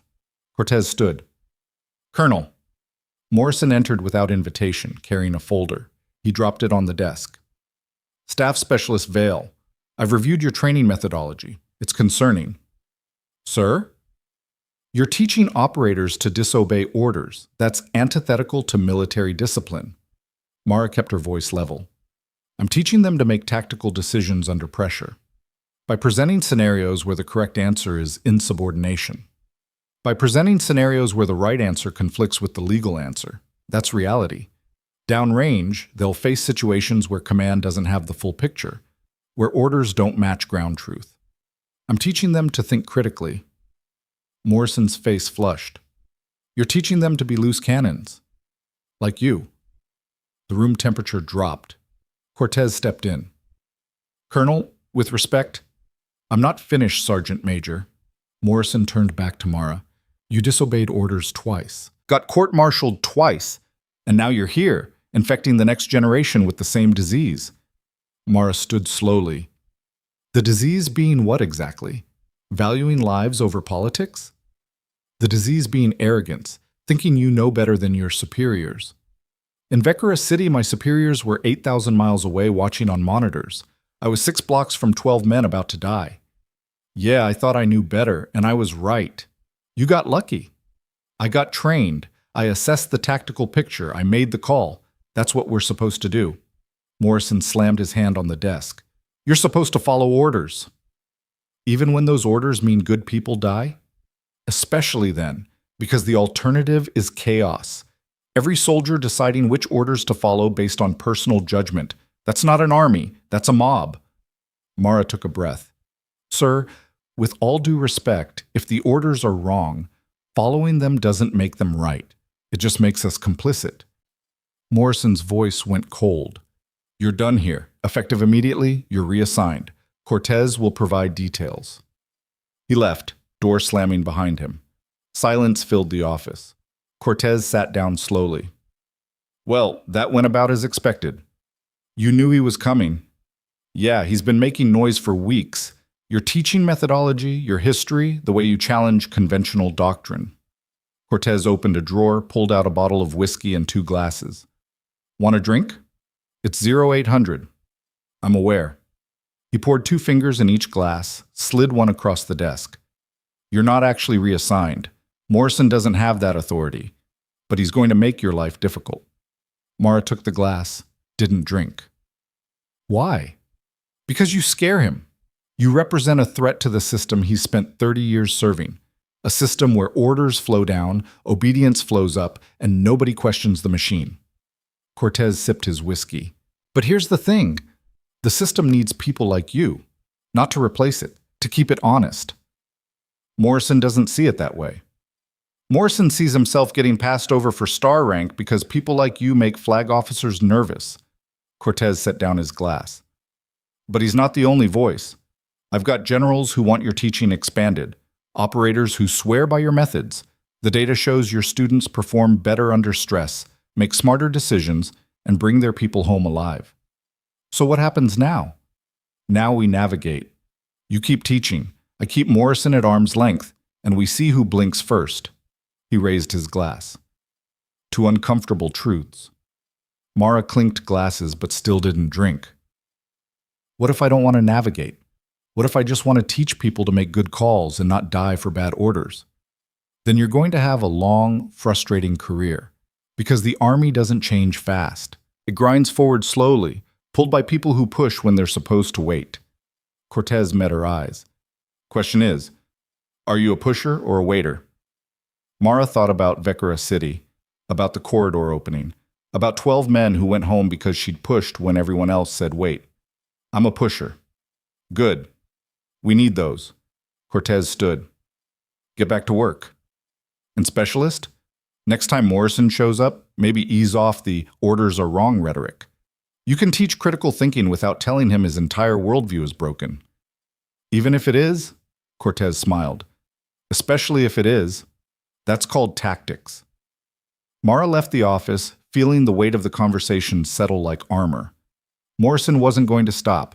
Neither was she. That meant collision, inevitable, messy, the kind of fight that left scars. But she'd been scarred before, and she was still standing. That night, Mara found Raven 12 in her email. Not all of them, just Pierce, sending updates. Cruz had gotten married. Vasquez's kids were doing well. Webb was deployed again, somewhere classified. The team was scattered, but holding together, bound by 90 seconds, and a debt they still felt. Pierce's message ended with a question. How's teaching? Mara stared at the cursor, thinking about Morrison, about the students who were learning to question, about the system that wanted obedience more than it wanted survival. Finally, she typed, harder than shooting. But maybe more important. She hit send and closed the laptop. Outside, Fort Bragg hummed with activity. Training ranges firing, helicopters lifting off, the endless machinery of war preparation. Somewhere in that chaos, students were learning to shoot, to think, to make the calls that would save or cost lives. And Mara was teaching them that sometimes the hardest call was choosing people over procedure, even when it cost everything. Especially then. She lay back on her bunk, staring at the ceiling, feeling the familiar ache of choices made and consequences owned. Tomorrow she'd teach again, push again, fight the system that wanted compliance more than it wanted truth. Because 90 seconds had taught her something command never could. The right choice wasn't always the legal one, but it was always the one you could live with. And living with it, that was the real test. The ceiling didn't have answers, but Mara stared at it anyway, watching shadows from passing headlights crawl across the plaster like slow-motion tracers. Sleep came in fragments, 20 minutes here, 40 there, broken by the mental replay of Morrison's voice saying, "You're done here," like it was a verdict instead of a threat. She'd faced worse, court-martial, demotion, the weight of 12 lives hanging on 90 seconds. But this felt different. This felt like the system deciding whether to learn from Vecchio City or bury it deeper. At 04:30, she gave up on sleep, pulled on PTs, and went running. The base was still dark, just security lights and the distant glow of hangars where night crews prepped aircraft for dawn missions. Her breath misted in the cold air. Her footfalls echoed on empty roads. She ran hard, punishing pace, the kind that turned thoughts into white noise and left only the rhythm of motion. But even that couldn't silence the questions. How long could she fight Morrison? How many students could she reach before the system ground her down? How much truth could she teach before they decided truth was too expensive? The sun was rising when she finished, painting Fort Bragg in shades of amber and rust. She stood on a hill overlooking the training complex, watching the base wake up. Formations gathering, vehicles moving, the machinery of war preparation turning like clockwork. Somewhere in that machinery, her students were getting ready for another day of learning to shoot, to think, to choose. She'd be damned if Morrison took that away. At 600, Mara walked into Building 12 and found her class already assembled. But something was different. Torres stood at the front of the range, along with the SF veteran, whose name she'd learned was Master Sergeant Chen, and a dozen other instructors from across the training group. Behind them, her regular students. Behind them, at least 30 more shooters she didn't recognize. The range was packed. Torres saw her confusion and grinned. Word travels fast. We heard Morrison tried to shut you down. Tried being the operative word, Chen added. We figured if he's going to kill the best tactical instruction we've had in years, he should have to do it in front of witnesses. Mara looked at the assembled operators. 60-plus shooters, all experienced, all watching her with expressions that ranged from curious to defiant. This wasn't a class anymore. This was a statement. What is this? This, Torres said, is your syllabus going viral. Half the base wants to know what you're teaching that's got Morrison's uniform so tight. So we invited them. Without authorization. We're special operations. We specialize in unauthorized actions. Torres crossed his arms. Question is, you going to teach us, or you going to let Morrison win by default? Mara set down her rifle case. Around her, 60 pairs of eyes waited. She thought about Morrison's words. You're teaching them to be loose cannons. Maybe he was right. Maybe that's exactly what they needed. All right, she said. Let's get to work. The session ran like controlled chaos. Mara cycled through scenarios at double speed, forcing split-second decisions, no time to overthink. The scenarios got darker, more complex, each one designed to strip away the comfort of clear answers. You're providing overwatch during a convoy operation. IED detonates. Hostile fire from a building. You identify 3 shooters, 2 adults, 1 teenager, all armed. Command says light up the building with everything you've got. Collateral damage acceptable. You've got 5 seconds. What do you do? The answers varied. Some followed orders, some refused. Most tried to find middle ground. Selective targeting, minimized collateral, the eternal operator calculus of mission versus morality. Mara pushed back on all of them. Why that choice? What are you willing to live with? What happens if you're wrong? No easy answers, just the grind of decision-making under pressure, the weight of consequences visualized in real time. By 1,000 hours, the range was silent, except for her voice and the occasional response. 60 operators, men who'd seen combat, who'd made hard calls, who thought they'd figured it out, were being forced to confront the reality that every trigger pull carried weight that orders couldn't remove. Then Morrison showed up. He walked in with 2 MPs and a major from JAG, face flushed with barely contained rage. What the hell is this? The range went still. Mara turned slowly. Training session, sir. This range is authorized for 20 students. I count 60. Word of mouth, sir. Seems there's interest in tactical decision-making. Morrison's jaw clenched. This isn't authorized training. This is... He looked around at the assembled operators. This is a circus. Torres stepped forward. Sir, with respect, we're here voluntarily, on our own time. Specialist Vale is providing instruction we're not getting elsewhere. Instruction in disobeying orders. Well, instruction in making calls when orders don't match reality. Torres's voice was calm but firm. We've all been downrange, sir. We've all faced situations where command doesn't have the full picture. She's teaching us how to navigate that, how to think critically, how to own our decisions. Morrison turned to the JAG major. Shut this down. The major looked uncomfortable. Sir, technically, they're not violating any regulations. Range use on personal time, voluntary participation, they're being taught subversion. They're being taught tactical decision-making, Mara cut in. And the reason you're threatened by that is because your entire career is built on the assumption that blind obedience equals good soldiering. But Vecra City proved that's a lie. The range sucked in a collective breath. Morrison's face went purple. You're out of line, specialist. Am I? Because from where I'm standing, I saved 12 lives by recognizing that orders can be wrong. You're upset because that reality threatens the system you've spent 30 years defending. Mara stepped forward. But here's the thing, sir. The system isn't more important than the people serving it. And if teaching that gets me court-martialed again, then at least I'll know I was fighting for something that mattered. Silence filled the warehouse. Morrison's hands were shaking. You're done. I'm filing formal charges. Unauthorized instruction, inciting insubordination, undermining command authority. File them, Mara said quietly. But these operators, all of them, they'll testify about what they learned here, about how this training made them better at their jobs, about how questioning orders isn't subversion when the orders are wrong. Torres nodded. We'll testify. Around the range, voices joined in. We'll testify. Count me in. Same here. 60 operators, one voice. Morrison looked at the assembled mass of special operations personnel, Rangers, SF, the tip of the spear, all standing with a demoted specialist who'd built her career on disobedience. For 5 seconds, he just stared. Then he turned and walked out, MPs trailing behind. The door slammed. The range erupted.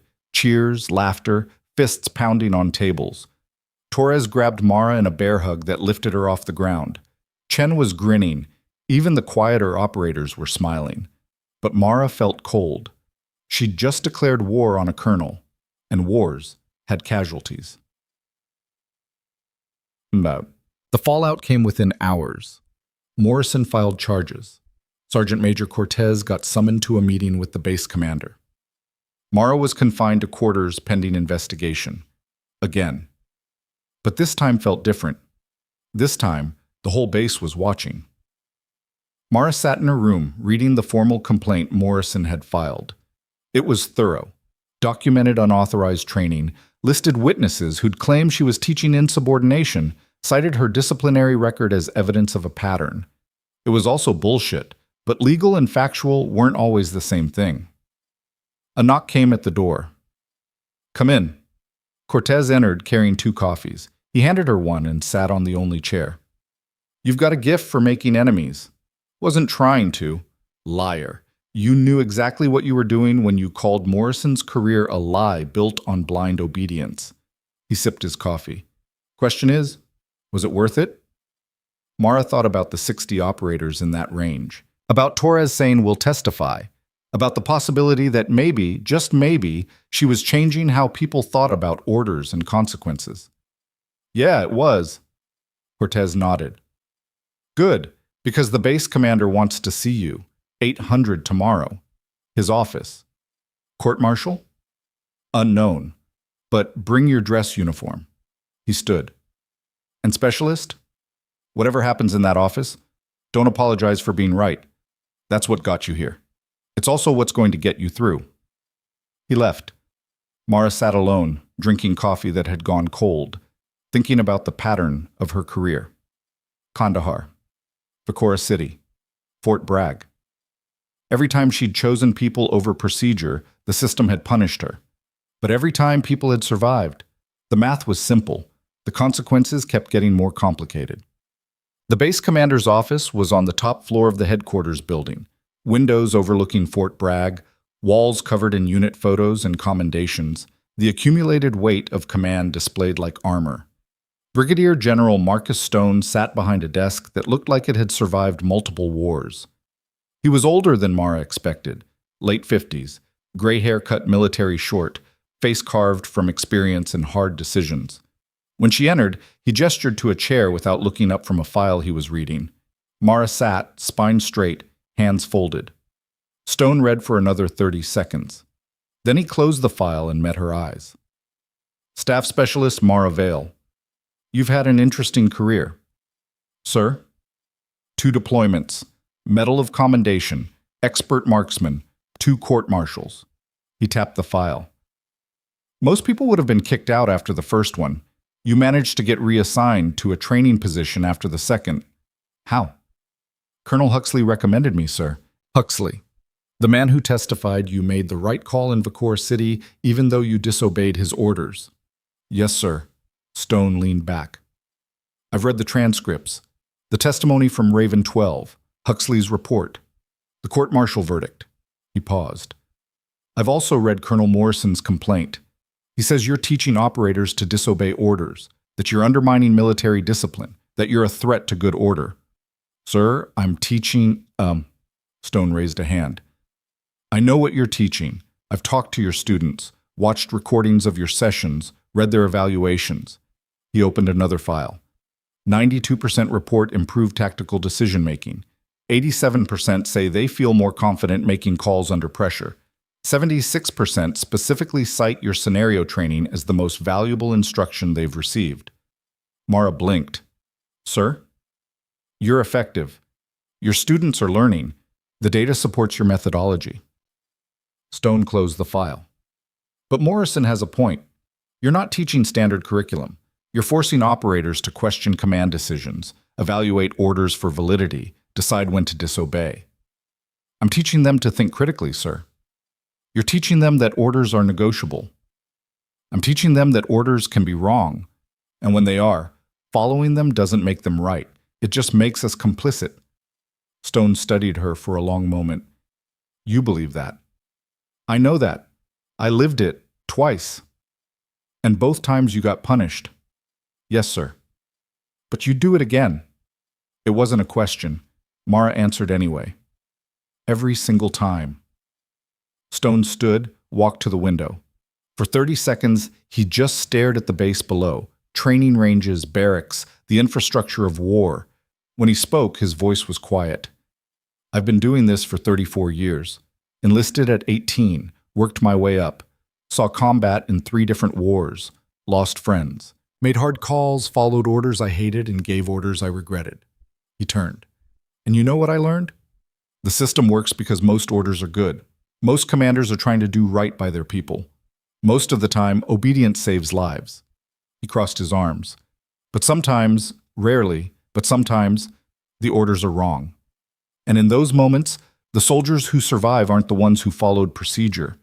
They're the ones who made the hard call and lived with the consequences. Mara said nothing.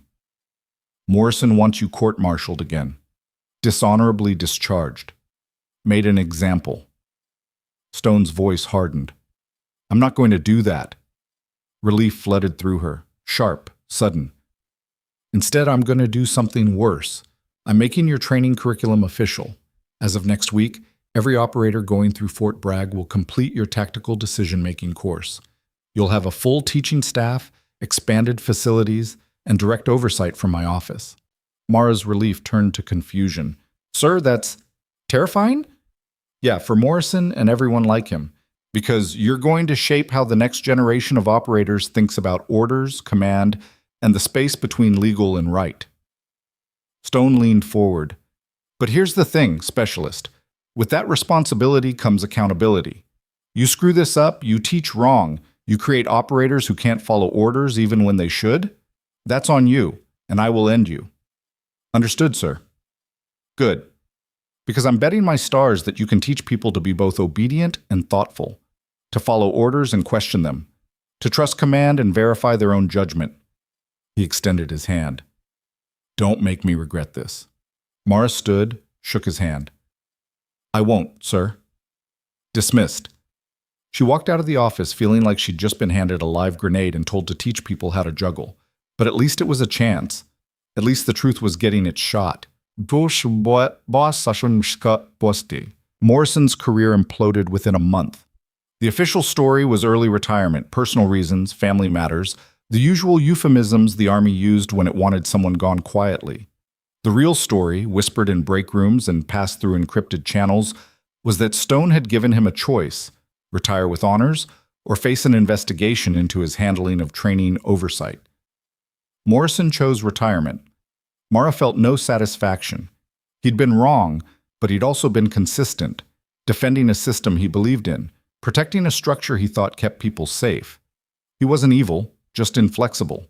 And inflexibility, she was learning, could be as dangerous as cowardice. The new training program launched in early spring. Mara's curriculum got formalized, 20 hours of tactical decision-making integrated into the standard operator pipeline. She trained additional instructors, wrote doctrine, standardized scenarios. It was exhausting.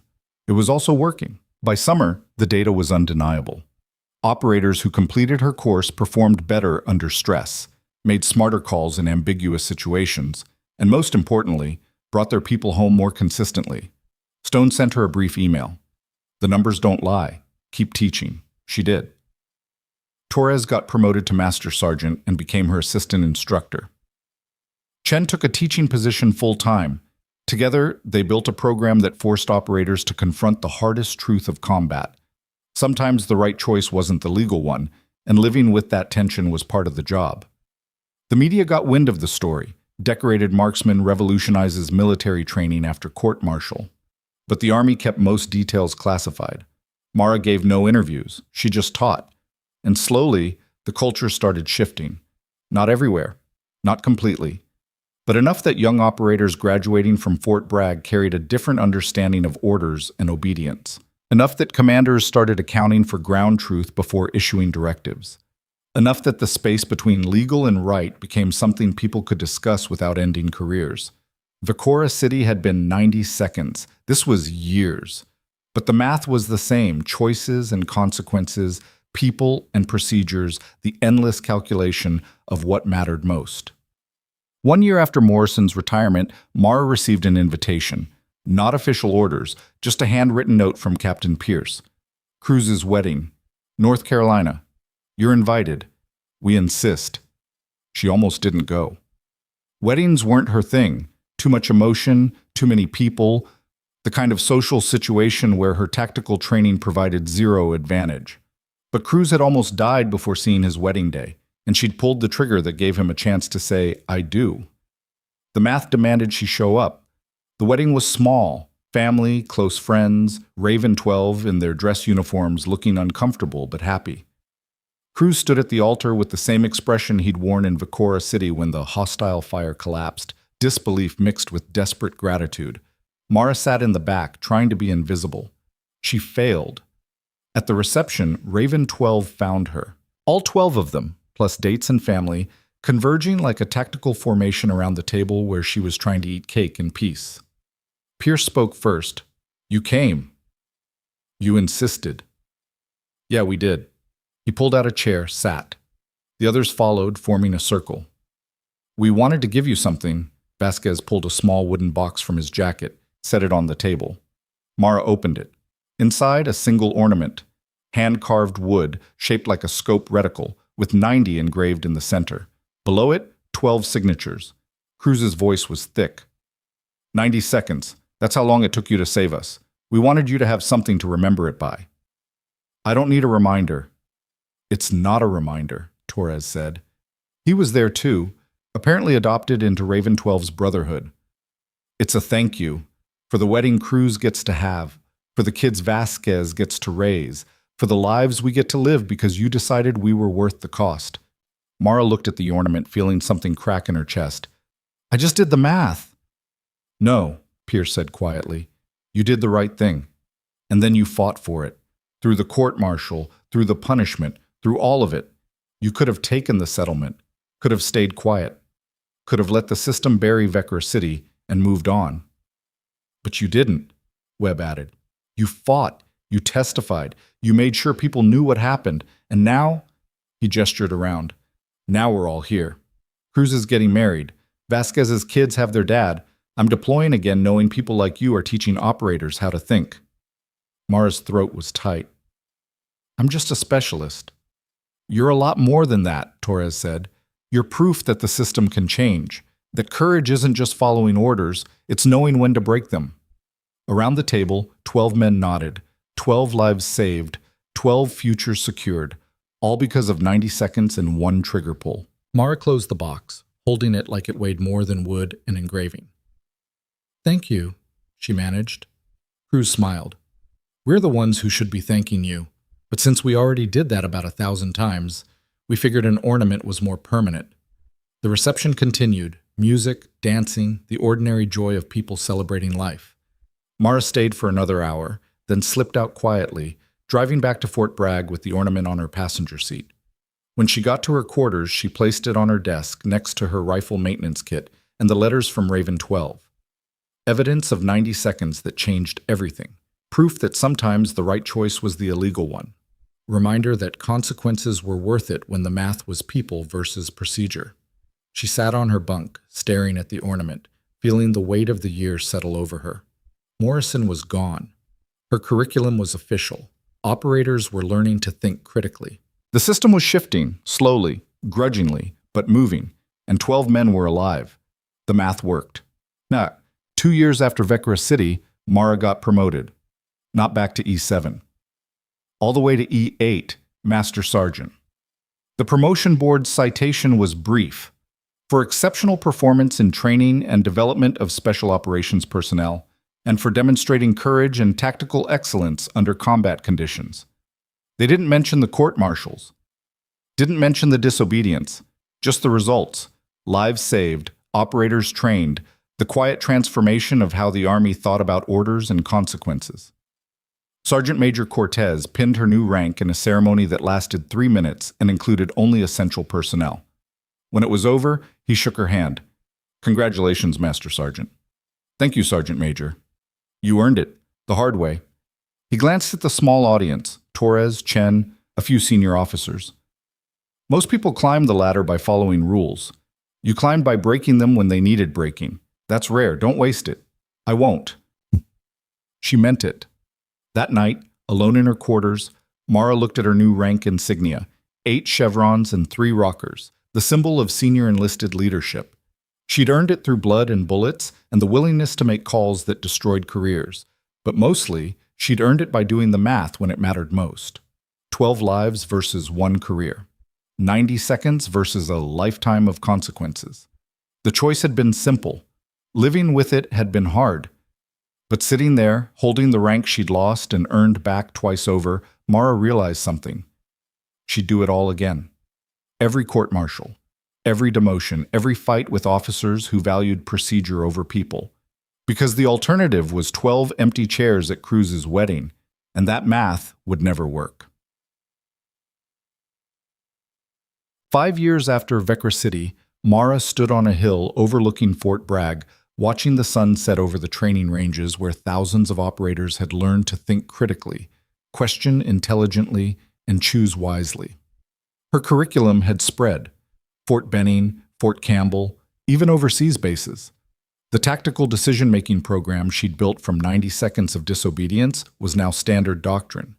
Operators graduating from her courses carried a different mindset: not rebellious, not insubordinate, just aware that orders could be wrong, and awareness was the first step toward making better calls. The culture was changing, slowly, but changing. Behind her, footsteps approached. She turned. General Stone, now 2 stars, stood in his PTs, apparently finishing a run. He nodded to the sunset. "Hell of a view." "Yes, sir." They stood in silence for a moment. "I'm retiring next year," Stone said. 20 months and I'm done. They're asking me what legacy I want to leave." He glanced at her. "I'm telling them it's this: the training program, the cultural shift, the recognition that good soldiers don't just follow orders, they understand them." Mara said nothing. "You did that. You and 90 seconds in Vecra City." Stone's voice was quiet. "Morrison thought you were destroying discipline. Turns out you were building something better: operators who think and obey, who follow orders and verify judgment, who trust command but know when to push back." "I just taught what I learned, sir." "You taught what you lived. There's a difference." He turned to face her. "I'm recommending you for Sergeant Major, training command, full oversight of operator development across all branches." Mara's breath caught. "Sir, You earned it. Not despite the court-martials, because of them. Because you proved that courage sometimes looks like disobedience, that the hardest calls are the ones that cost everything." He extended his hand. "Don't let me down, Master Sergeant." They shook. Stone walked away, disappearing into the twilight. Mara stood alone on the hill, watching the sun sink below the horizon, painting the sky in shades of fire and hope. Somewhere in the world, operators were making hard calls, following orders, breaking them when necessary, owning the consequences. And maybe, just maybe, they were doing it because a demoted specialist had decided 12 lives were worth 90 seconds and everything that followed. The math was simple. The impact was infinite. Years later, long after Mara had retired with full honors and a career that redefined what leadership meant, long after Raven 12 had scattered to civilian life and military legend, long after Vecra City became a case study in tactical academies worldwide, someone asked her if she regretted it. The court-martials, the fights, the cost. She thought about Cruz dancing with his wife at their 10th anniversary, about Vasquez coaching his daughter's soccer team, about 12 men who grew old because she'd pulled a trigger when command said, "Hold fire." She thought about the thousands of operators who'd learned to think critically because 90 seconds had proved that orders could be wrong. She thought about the system that had punished her, then promoted her, then learned from her, slowly, grudgingly, but learning nonetheless. "No," she said, "no regrets." Because in the end, courage wasn't about following orders or breaking them. It was about knowing the difference and choosing people over politics when the cost was everything. Sometimes the bravest thing you can do is refuse to let good people die for bad reasons, even when the whole world tells you obedience matters more than lives.